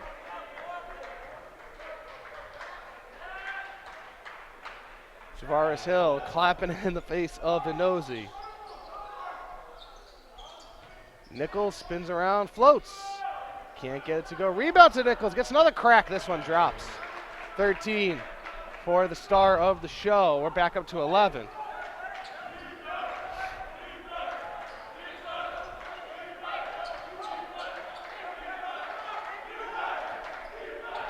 Shavaris Hill tries to get past Inozi, spins by him, but he can't finish at the cup. Those are the shots that you gotta convert on those opportunities. Nichols for three. Rebounded to Michael Boyd. Here comes Charlie, drives on Easy Dumlin. That one drops. We're back to 9. And Charlie just adding to his 11 points already tonight, leading his team and just showing why. That's that to Inozi. Inozi gets pickpocketed by Michael Boyd on the backside. Boyd tries to drive by Nichols. Jason Harris said they had to go faster, and the Beacons certainly are. Snelly leaves it for Charlie. No! That would have been a massive three. Would have brought the home crowd right back into it. But rebounded by Prito. Easy Dumlin shakes Mitchell. Tries to step back. Entry pass to Inozi. Inozi gets hacked away by Javaris Hill. The big man goes back to the line to shoot 2. And you saw Coach Harris there trying to get his guards to get a hand in there on the pass to Inozi. You don't want to leave him one-on-one, because in that situation, he's either going to end up drawing the foul or he's going to get the basket.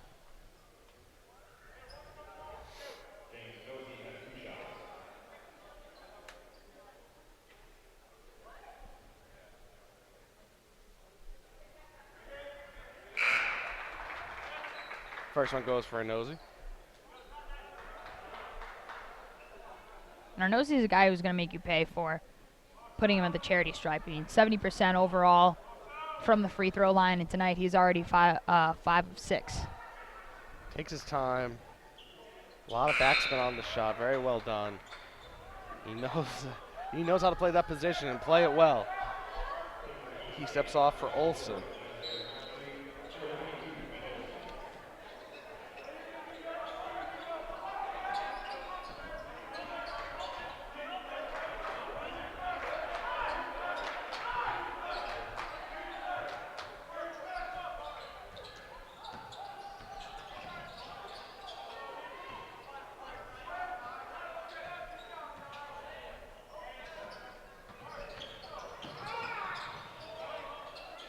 Oh, ball, everyone fighting for it. Lost to Mahone. Up to Roundtree. Mahone thought about it. Tipped away by Sinelli, and Sinelli almost collects. Takes a tumble. I think Sinelli was looking for a foul there. Absolutely. Didn't get one called, and hey, compared to the first half when you had 5 total fouls already with 4 minutes left. 4 minutes into it. Obviously, you don't want to jinx it, but. So Javaroso comes off, Monroe comes on. Ball into Nichols.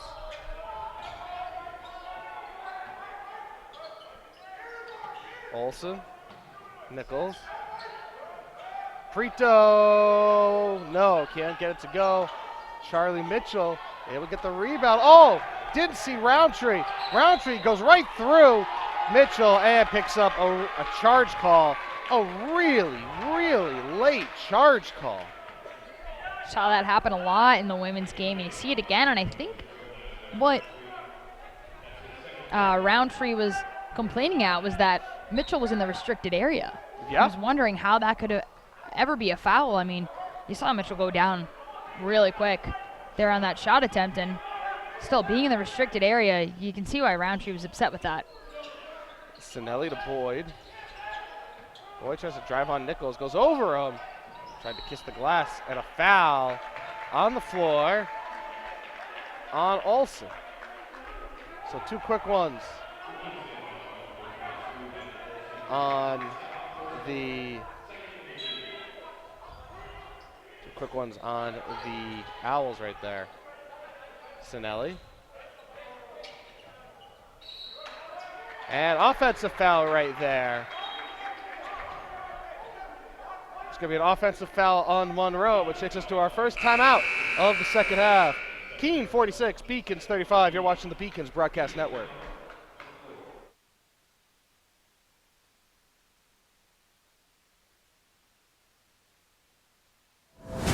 Endurance and speed. Incredible power. This trophy is not given, it must be earned. The NCAA Division III Men's and Women's Indoor Track and Field Championships, March 8th and 9th at the Reggie Lewis Center in Boston.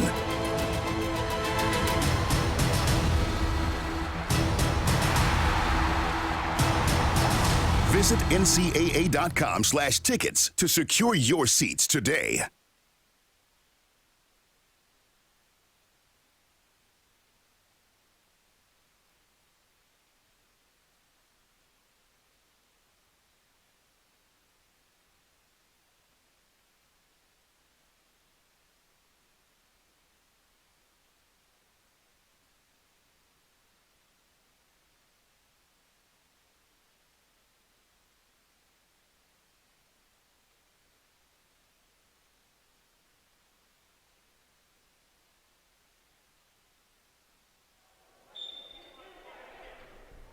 So we return with Keene State inbounding the ball. Prito.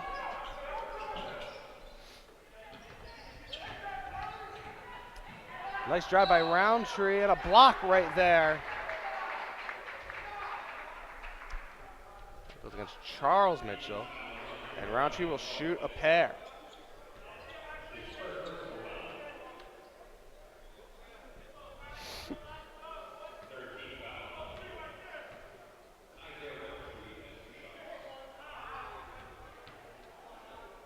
Can't hit the first one there. You see him getting a little bit upset at himself.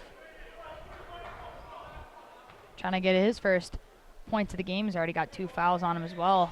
Can't hit the second as well. Beacons get lucky. Rebound to Mitchell. Over to Charles. Yeah, bad idea on that entry pass, but Sinelli, great shot fake to Deke Roundtree. Loses it, but Charlie collects. Boyd. Boyd, everyone futzing over, ball on the ground. That's a jump. Really late jump call. And I'll go to the Owls.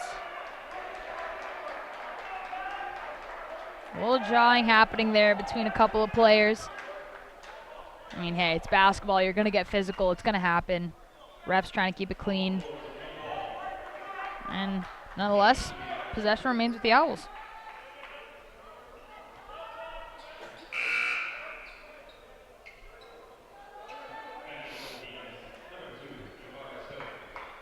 Javaris Hill checks back in for Monroe. Ball into Mahone.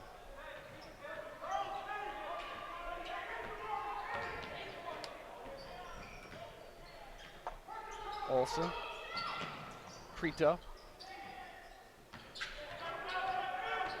Prito takes it all the way over to Nichols for 3, and he misses. Boyd steps into one. Then they got tipped. Either way, hits the front of the rim. Nichols will bring it back himself.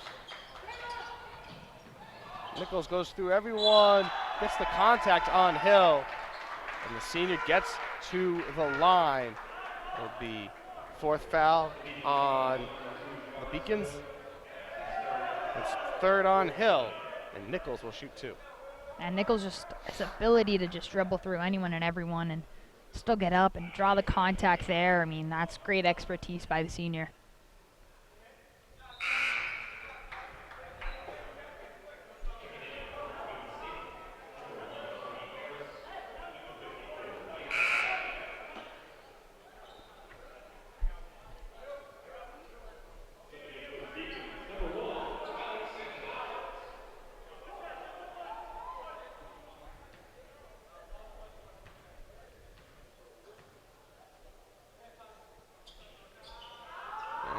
That one won't go.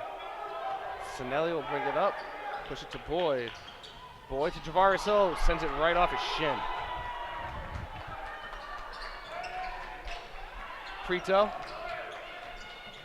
Oh, fakes Sinelli out twice. Harris. Inside to Inozie. Inozie just 3 defenders. No one to guard Nichols' backside. And that's what happens when you're such a dominant player like James Inozie. You know he's a threat down in the post, so you draw 3 players on him, and that just leaves Ty Nichols wide open. And that's what happens when you're such a dominant presence in the paint like James Inozie is. Charlie Mitchell swatted into the moon by Harris. 14:01 to go now.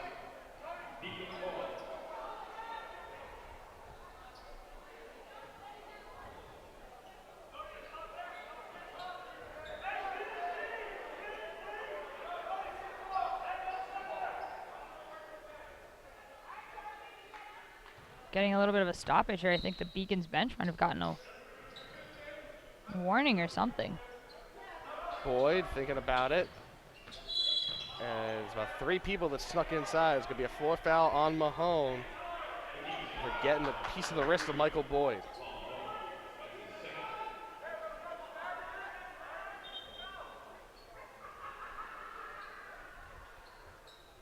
That's 2 on Mahone already, so.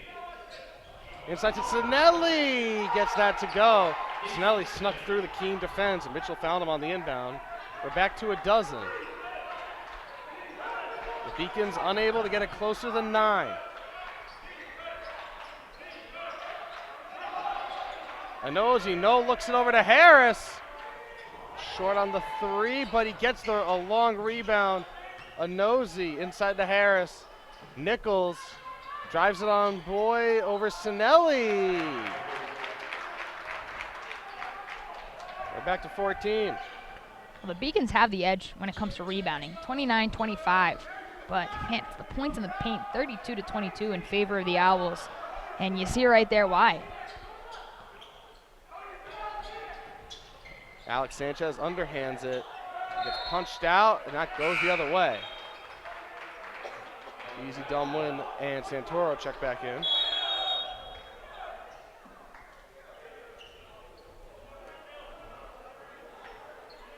We got a full timeout here called by UMass Boston. So with 13:02 left here in the second half, Keene State 51, UMass Boston 37.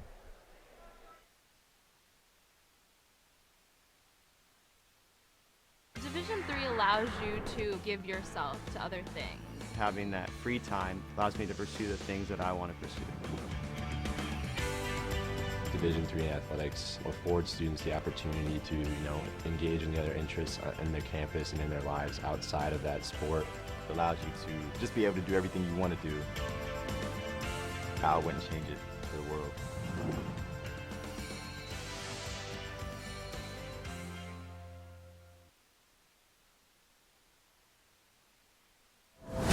Endurance and speed. Incredible power.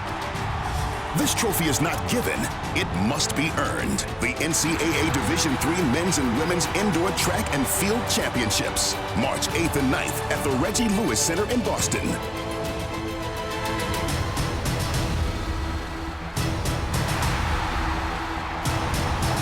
Visit ncaa.com/tickets to secure your seats today.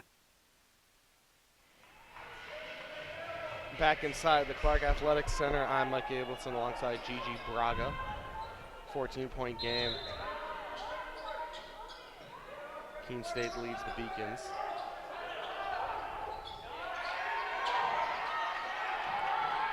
Everyone fighting for it. Eventually collected. But eventually, the other way. Oh, and a swat! But a foul! Javaris Hill came screaming from behind. And we're going to get a technical call there on Javaris Hill, and that's exactly what the Beacons don't want. And you see Coach Harris immediately goes over to the bench. Maybe we could see that again real quick. Yeah, we can definitely get a replay of that. Because that was... See there, goes up. Not sure if he drew the contact there. We cut the replay a bit too short, but you definitely saw some drawing there by number 2 in white, and the referees were just quick to it. They're trying to keep this game clean, and Hill picks up his, I believe that's his 4th on him. His 4th, and the technical is his 5th, so Javaris Hill is done for the game. Yep, he's got 5 fouls on him. You see the referees there explaining to Coach Harris. Javaris Hill's been disqualified. With only 3 points scored in today's game, you might think, hey, not that big of a loss, but this is a kid who plays, he's used to playing 30 out of the 40 minutes in a game like this, and he's been guarding James Inozie the entire night. So now the Beacons are going to look to guys like Lorquette and Monroe, and, you really don't want them to get into foul trouble, because then who do you go to? Yeah, they definitely have an issue here. But, folks, make sure to follow all your UMass Boston Beacons athletics everywhere on social media, Facebook, Instagram, Twitter, YouTube, all at UMass Beacons. For more schedules, information, rosters, news, you can find us online at beaconsathletics.com. Nichols makes a second free throw right there. And, trying to convert, 1 for 2. We'll see what Coach Harris decides to do here now. You got Dason Sinelli's in for Javaris Hill, and I think that this is where you talk about going with a little bit more of a guard-orientated lineup. Yeah, you're going to have to go small here without Hill. Find a way to put up threes and convert, and more importantly, defend. So Santoro at the line now. Gets that first one to drop. Kyle Santoro was high school, and James and Nosey were high school teammates at Our Lady of Lourdes in Poughkeepsie, New York. Second one drops in as well, so up to a 17-point game. Charlie Mitchell drives right past the Nosey into the paint, but can't get it to go. Everyone fighting for it, out of bounds, off Keene State. The hustle there by Charlie Mitchell, that's a dynamic thing that for this Beacons team, and he's one of those players that he's never going to give up on any play. It's a long three.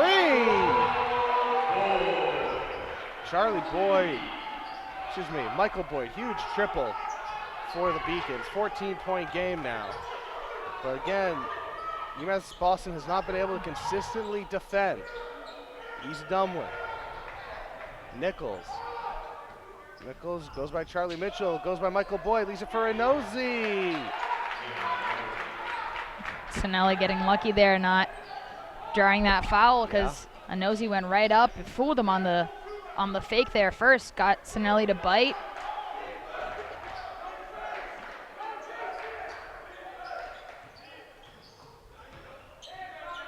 Boyd. Pushes it over to Sinelli for a triple. And there's going to be a foul on Isa Dumlin. That is 3 shots for Sinelli on the other side. But we have a timeout here, 11:44 to go. Keene State 56, UMass Boston 40, the Beacons Broadcast Network. Paris changed my life, and I got there through UMass. Those very specific seminal moments in Paris, the subway. A man in a tuxedo walked in, and a woman in a long gown. And it was stunning. It all hit me. It was like a lightning bolt. There was this world of beauty and style that I wanted to be a part of. That was the beginning of the journey. And that all came through the University of Massachusetts. And that was really a key moment for me. That's one of those moments you never forget.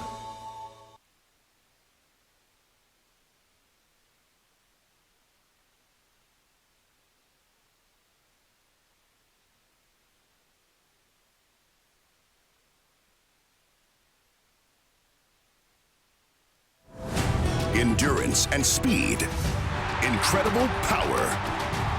This trophy is not given, it must be earned. The NCAA Division III Men's and Women's Indoor Track and Field Championships, March 8th and 9th at the Reggie Lewis Center in Boston.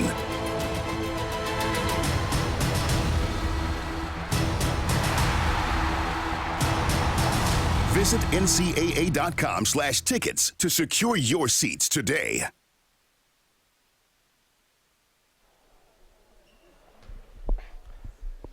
Back inside the Clark, Dason Sinelli has 3 free throws coming his way. 2 more free throws coming his way.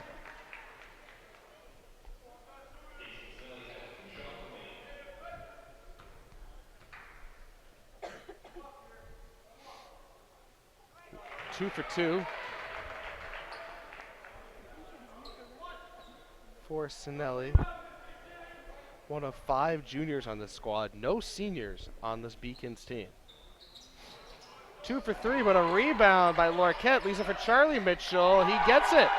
So a 4-point possession cuts us back to a manageable 12-point spread for the Beacons. I feel like a broken record. We've been saying a 12-point lead for the Owls here and there, and the Beacons can't seem to cut it short any shorter than that. Well, Ty Nichols right here. Leaves it off for 3! Charles McLean, the senior. The bench for the Owls comes to life. They're back to 15. Wow, that was a dart for a 3-pointer. A low flat shot, but it worked. Nosey collects a loose ball, so a turnover by the Beacons. Ty Nichols has Sinelli on him. Inside to Nosey. Skips it out to Santoro. McLean. Nichols drives, floats, scores. That's what happens when you're 6'3", and not only that, but you got a huge wingspan like Nichols, such a smooth player that all you got to do is a quick Euro step. You get by 4 or 5 guys, and you don't even need to be close to the basket to lay it in. Sanchez Sinelli, Mitchell, Lorquette. Sanchez drives. Oh, great bounce pass. Oh, Nichols went behind, but he's going to get called for the foul right there. 9 out of 10 times you're going to get called for that one. You even see Sinelli goes down on that. He definitely got more of his arm than he did the ball at any point in that possession. So Sinelli shooting a pair. Charles Mitchell about to come into the game.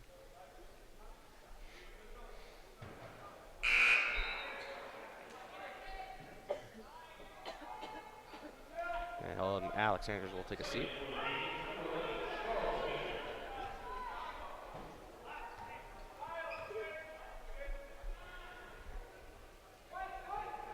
Sinelli splits them. But the the Owls looking to move quick. Long pass up to Prito. Prito stops over to McLean. McLean drives it, floats it, misses, tips around, halfway down. McLean again, swatted there by Sinelli, gets his own rebound, misses it again, out of bounds, going down.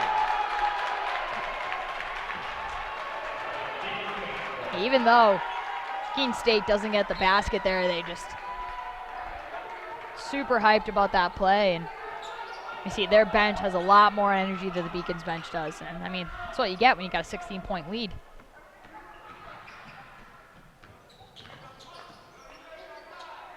Michael Boyd, Sinelli.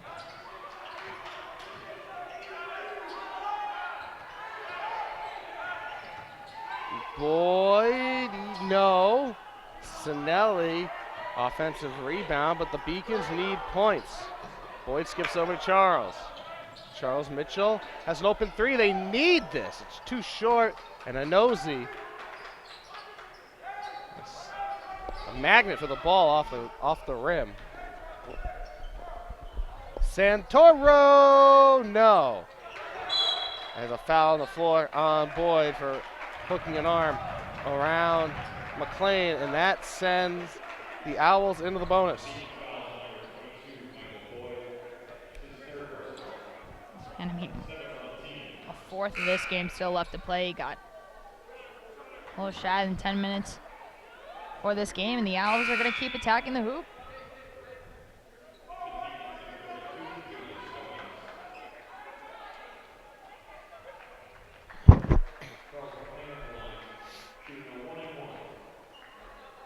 So 1-on-1 here from McLean. It drops.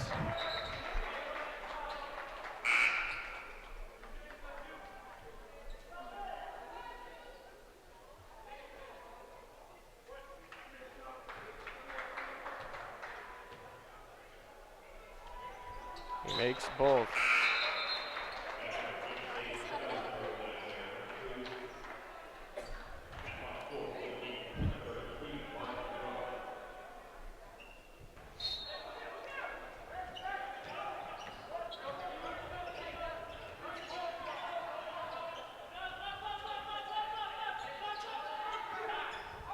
Mitchell.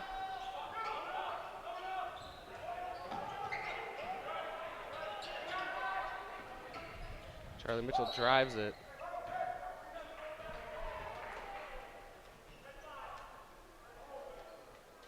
That's a foul. That's a third on Nichols. It'll send Charlie Mitchell to the line. Talk about a quiet night. Ty Nichols already got 21. So still below his average.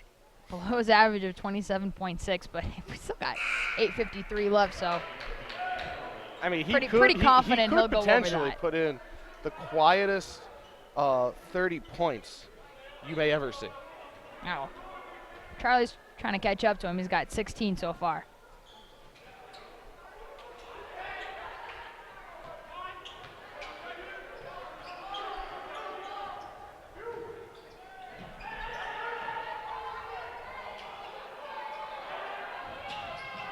Ball through to Nichols.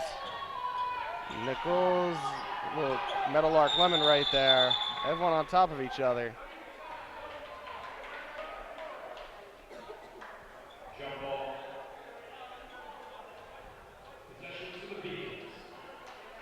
Possession to the Beacons.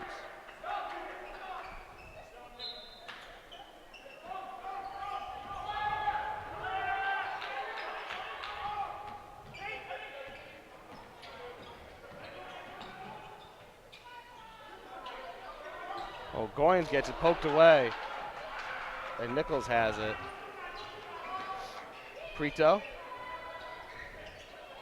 Roundtree. Oh, what a beautiful entry pass, but Inozi can't finish. It's a shame that pass was ruined by a missed layup. What touch by Roundtree. What a great eye for the game right there. Absolutely, and it's a tough pass there to make for a guard, and you always wonder if that's going to get picked or not, but Inozi wishes he could have finished that one. And here comes Harris. Everyone fighting for it.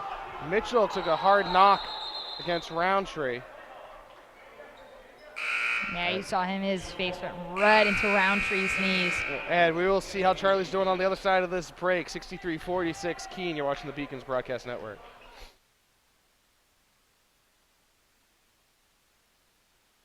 Paris changed my life, and I got there through UMass. Those very specific seminal moments in Paris, the subway.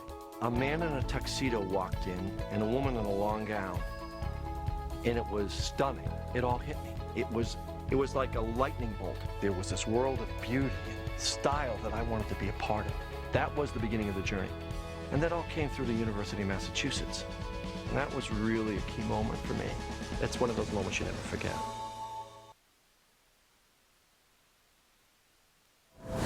Endurance and speed. Incredible power. This trophy is not given, it must be earned. The NCAA Division III Men's and Women's Indoor Track and Field Championships, March 8th and 9th at the Reggie Lewis Center in Boston.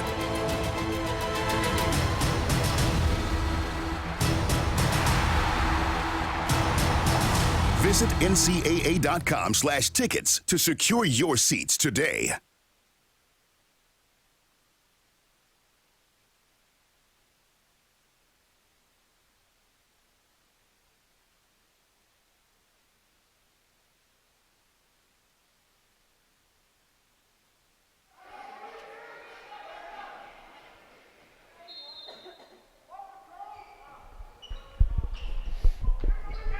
Prito on the ball.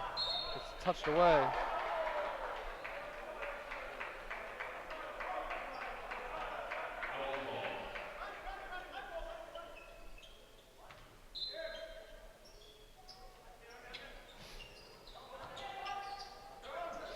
Long three for Prito. Oh, he gets it to go. Three was so exciting, I dropped my phone right there. Yeah, that's a great three by Prito. We've seen him a little quiet. He went off in the first half. It's exciting as a weekend in Paris. See him getting a couple points there for himself, trying to take a little bit of the pressure off of Ty Nichols' shoulders, and James Inozi with all the scoring as well, as he's got 9 for himself, so trying to get into the double-digit range. Charlie, oh, it's swatted away by Inozi. Roundtree puts the brakes on and converts over Malik Lorquetz. Here's Charlie Mitchell. Nice to see him up and back in the action after taking a hard knock before the break. Roundtree skates right by. Charles can't get the three to drop. Everything is happening out on the blue court here at the Clark right now. I know, you got the motions to get a little height in here and there. People are making shots. Inozi underneath through 3 defenders. He's just that good. You just can't stop him. Yeah, the Owls are not taking their foot off the gas pedal. And a timeout. 30-second timeout by Jason Harris. Not quite sure what more can be done. Yeah, well, you saw Charlie Mitchell take that three-pointer from way beyond NBA range there after that timeout called there. Obviously doesn't count for him, but just a little frustration, or I should say a lot of frustration in all these Beacons faces and in Coach Harris as well. I mean, you're down by such a significant number, and you got 24 points, and that's just far out of your range. You got 6 minutes left into this game. It would be a miracle if the Beacons can come back. But hey, this doesn't mean that they're going to stop. Well, I think more specifically the point is, you have a set of winnable games coming up this week. Very winnable games coming up this week. I think for Jason Harris, you just want to see a good 6 minutes of basketball. Like, if they could just win this stretch by 2 points, 3 points, 4 points, whatever it may be, win this stretch, take something where you can look at the film tomorrow and be like, you know what? This was, we had some good things here.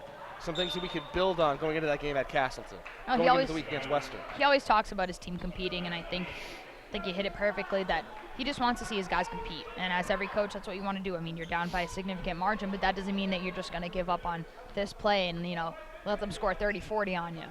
Yeah, and let this game race out to 90 before we're done. Charlie drives it, connects over the much bigger Olsen. And the right guy to do that would be Charlie Mitchell. I mean, he's got 18 for himself already. Took an elbow in the face. He's still going. Olsen to Harris.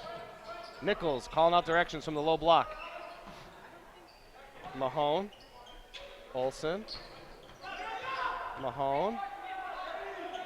Prito. Nichols. Prito for a 3. And that's something that's going to drive Jason Harris up a wall. You play a great possession of defense. You get down to 1 second. They miss the shot. You're in a position to rebound, and you commit a foul away from the ball. So Monroe will sit as a result. Julius Goins checks back into the game. I mean, you said it there. That's just it's frustrating, you know, and you would hope that after a couple of early games in the season, getting into foul trouble here and there, that you'd learn a little bit. And, you know, Olsen did his job and tried to draw that foul, and the referee's just picky about it.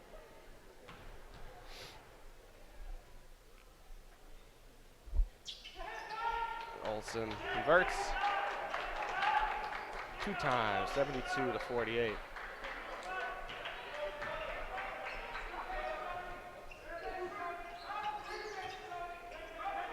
Sanchez.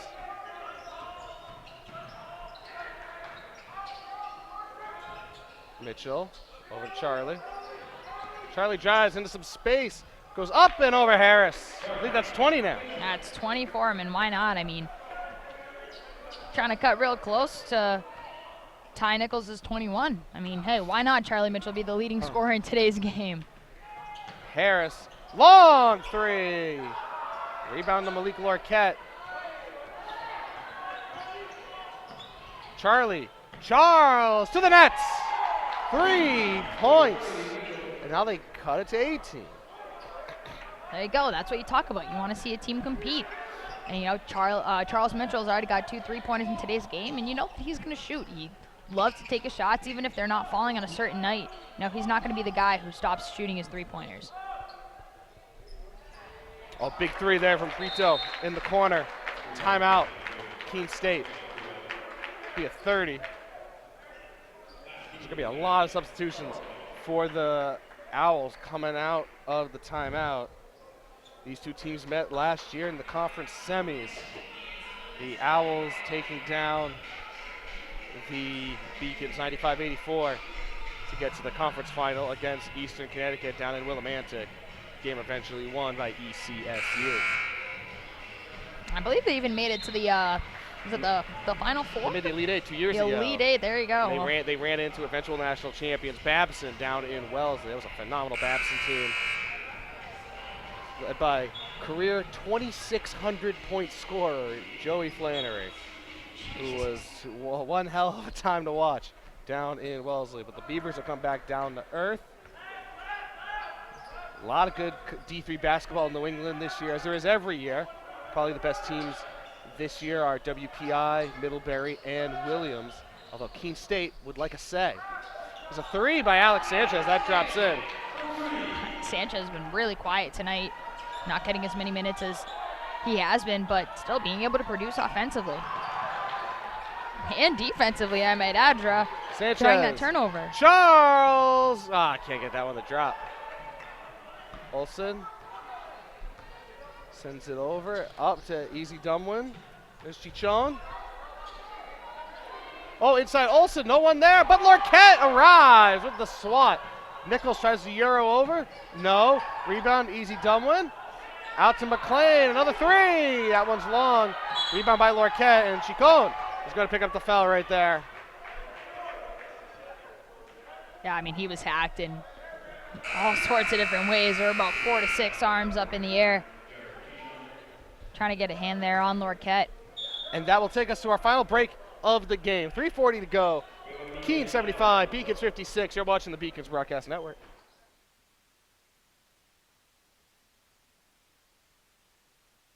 Paris changed my life, and I got there through UMass. Those very specific seminal moments in Paris, the subway. A man in a tuxedo walked in, and a woman in a long gown. And it was stunning. It all hit me. It was like a lightning bolt. There was this world of beauty and style that I wanted to be a part of. That was the beginning of the journey. And that all came through the University of Massachusetts. And that was really a key moment for me. It's one of those moments you never forget.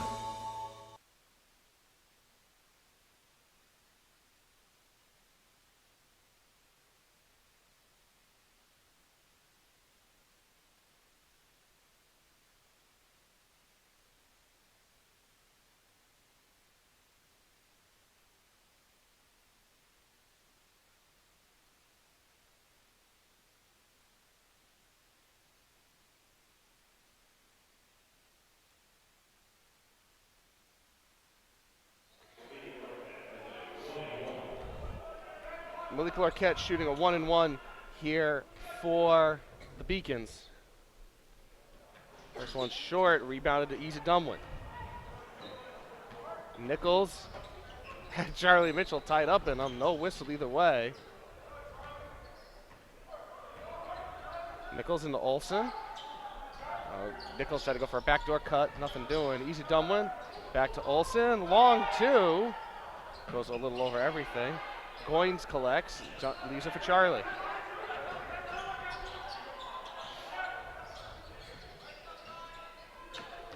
Charles. Long three. Can't get that one to go.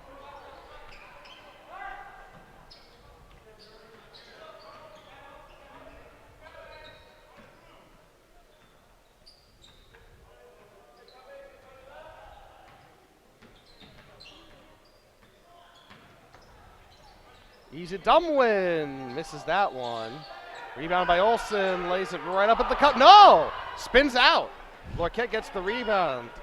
The entire Keene State bench was 99% sure that that ball was going to go into the hoop. I was sure that ball was going to go into the hoop. So Charlie on the ball, taking on Nichols, draws McLean on the switch. Drives the lane, floats it, gets it to go. 17-point game now. Nichols.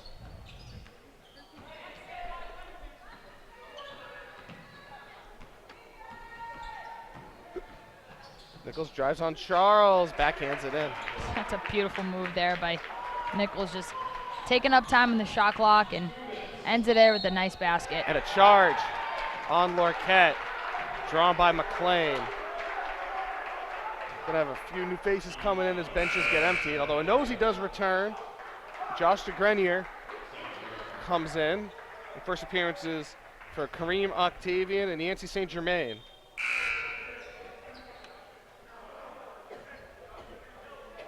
Octavian, a transfer from New England College in Henniker, New Hampshire.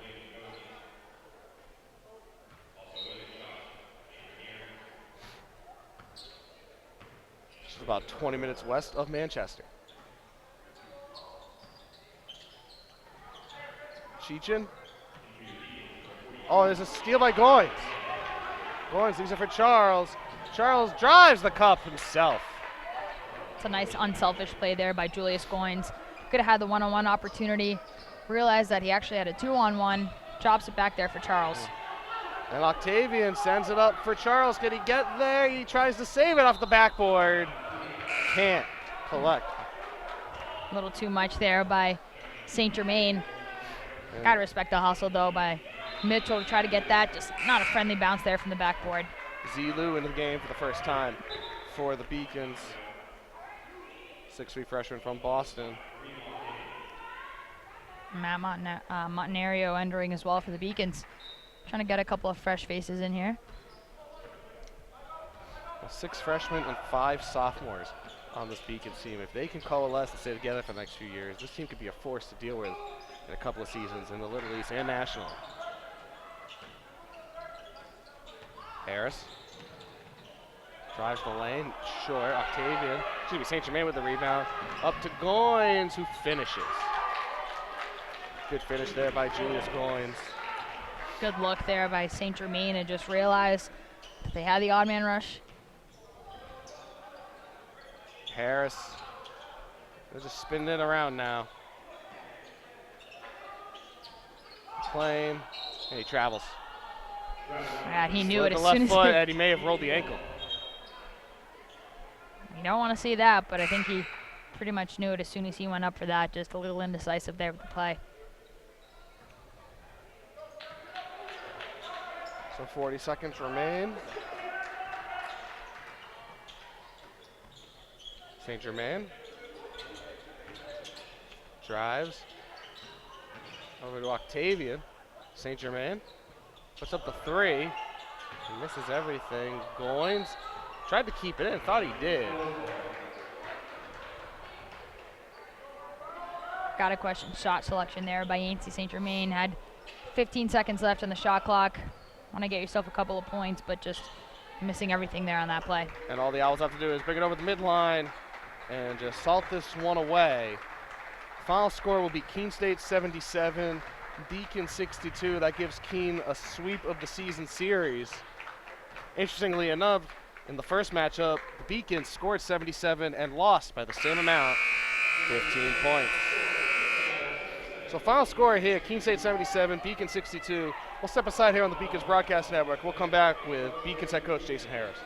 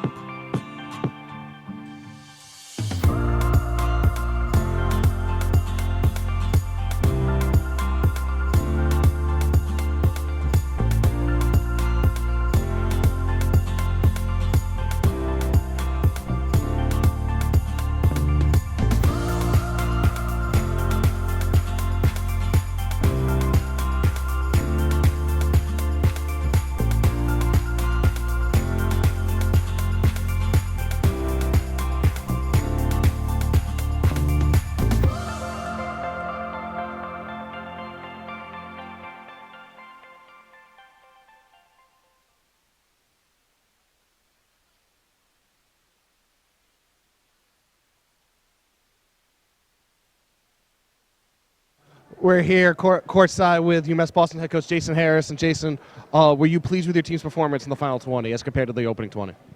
No. What are the main sticking points in practice coming up the next few days before the Castleton game? I think honestly, we didn't have the best days of practice the last 2 days. I think that hurt us today. You could see it. I thought we played hard for the most part. We didn't play very disciplined or very smart, but I thought we played hard. So a lot of positives to come out of it, but it's not good enough. We're running out of time here. It's not good enough. We got to get better. You do talk about the positives. Can you take a positive out of the fact that over the final 7 minutes, your team outscored them by 9, showed some real energy towards the final horn? You can show some positives that we didn't quit, but again, we're past that. So no, the short answer is no. Thanks, Jason. Best of luck against Castleton. Thank you. Take a look at highlights from the second half here on the Beacons Broadcast Network.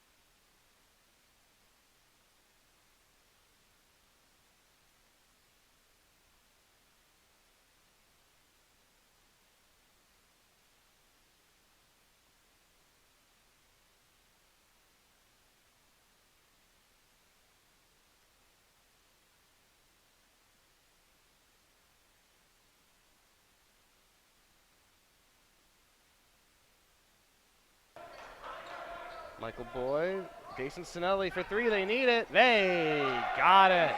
Big 3. Oh, no, can't get it to go. Charlie Mitchell able to get the rebound. Oh, didn't see Roundtree. Roundtree goes right through Mitchell and picks up a charge call. Fix Sinelli out twice. Harris Inside to Inozi. Inozi just 3 defenders. No one to guard Nichols' backside. Down Inozi inside to Harris. Nichols drives it on Boy over Sinelli.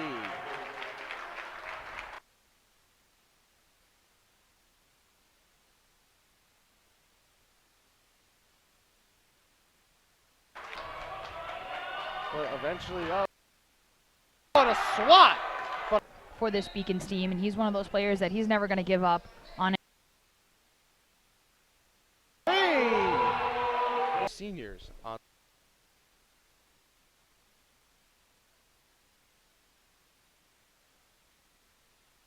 Mitchell, he gets it. So here and there, and the Beacons can't seem to cut it short any shorter than that. Well, Ty Nichols right here. Leaves it off for 3! Charles McClain. He's got 9 for himself, so trying to get into the double-digit range. Charlie, oh, it's swatted away by another.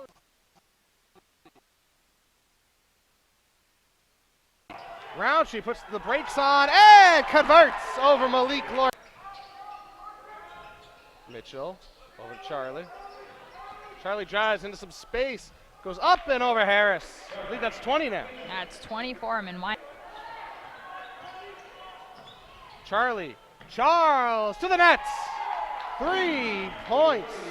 And this year are WPI, Middlebury, and Williams. Although Keene State would like a say. There's a 3 by Alex Sanchez. That drops in. Sanchez. So Charlie on the ball, taking on Nichols. Draws McClain on the switch. Drives the lane, floats it, gets it to go. Cheechin. Oh, there's a steal by Goins. Goins leaves it for Charles. Charles drives the cup himself. It's a nice Paris unselfish. changed my life, and I got there through UMass. Those very specific seminal moments in Paris, the subway. A man in a tuxedo walked in, and a woman in a long gown. And it was stunning. It all hit me. It was like a lightning bolt. There was this world of beauty and style that I wanted to be a part of. That was the beginning of the journey. And that all came through the University of Massachusetts. And that was really a key moment for me. That's one of those moments you never forget.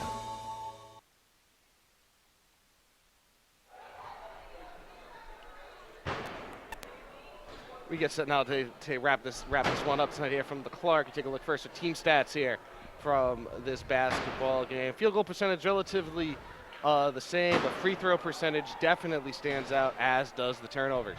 Yeah, I mean, 23 to 15 turnovers, and points off turnovers. UMass Boston only scoring 6 to Keene State's 23. I mean, they're really making them pay for all the, the lack of being able to control the ball. And then you look at the free throw percentage, 48 to 74. That's got to hurt you a lot as well. We dealt with a lot of fouls here as well. Rebounding margin, Keene State hung in there with the Beacons. The Beacons out-rebounded them last time and made them pay for it this time as well.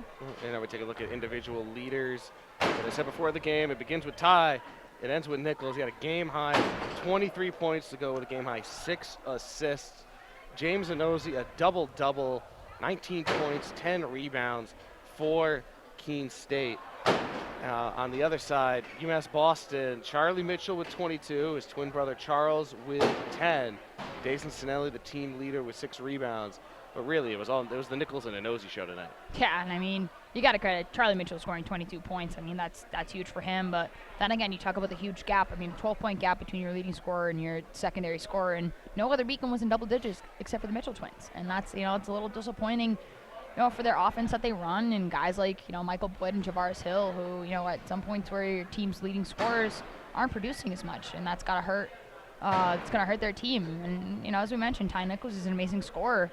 Had 25 points last time they played, 6 rebounds, 6 assists, and this time he's got 23 points and 6 rebounds as well. And James Inozi, a double-double last time, double-double here again. So, you kind of got to expect that that's going to happen when these two teams match up with each other. But, they're not going to see each other in the regular season, might see each other in the postseason. That is, if UMass Boston can clinch a spot there in the Little East postseason. Yeah, so Ty Nichols and James Inozi putting on quite a show for Keene. The team split. The UMass Boston women took the W earlier tonight, and the Keene men win the nightcap. We take a look now at the fine team that put together this broadcast tonight. Santa Arensky is our producer. He's somewhere in this building. I'm not quite sure. Directors Kelly Danahy and Allie Crawford. Alyssa DePippo on Instant Replay. I'm Mike Abelson. She's Gigi Brava. Kyle Penny, Brie Colucci, Sarah King, and Nana Anane are our fantastic camera operators throughout the night. Folks, that does it here from the Clark. Get home safe, good night, and have a pleasant tomorrow.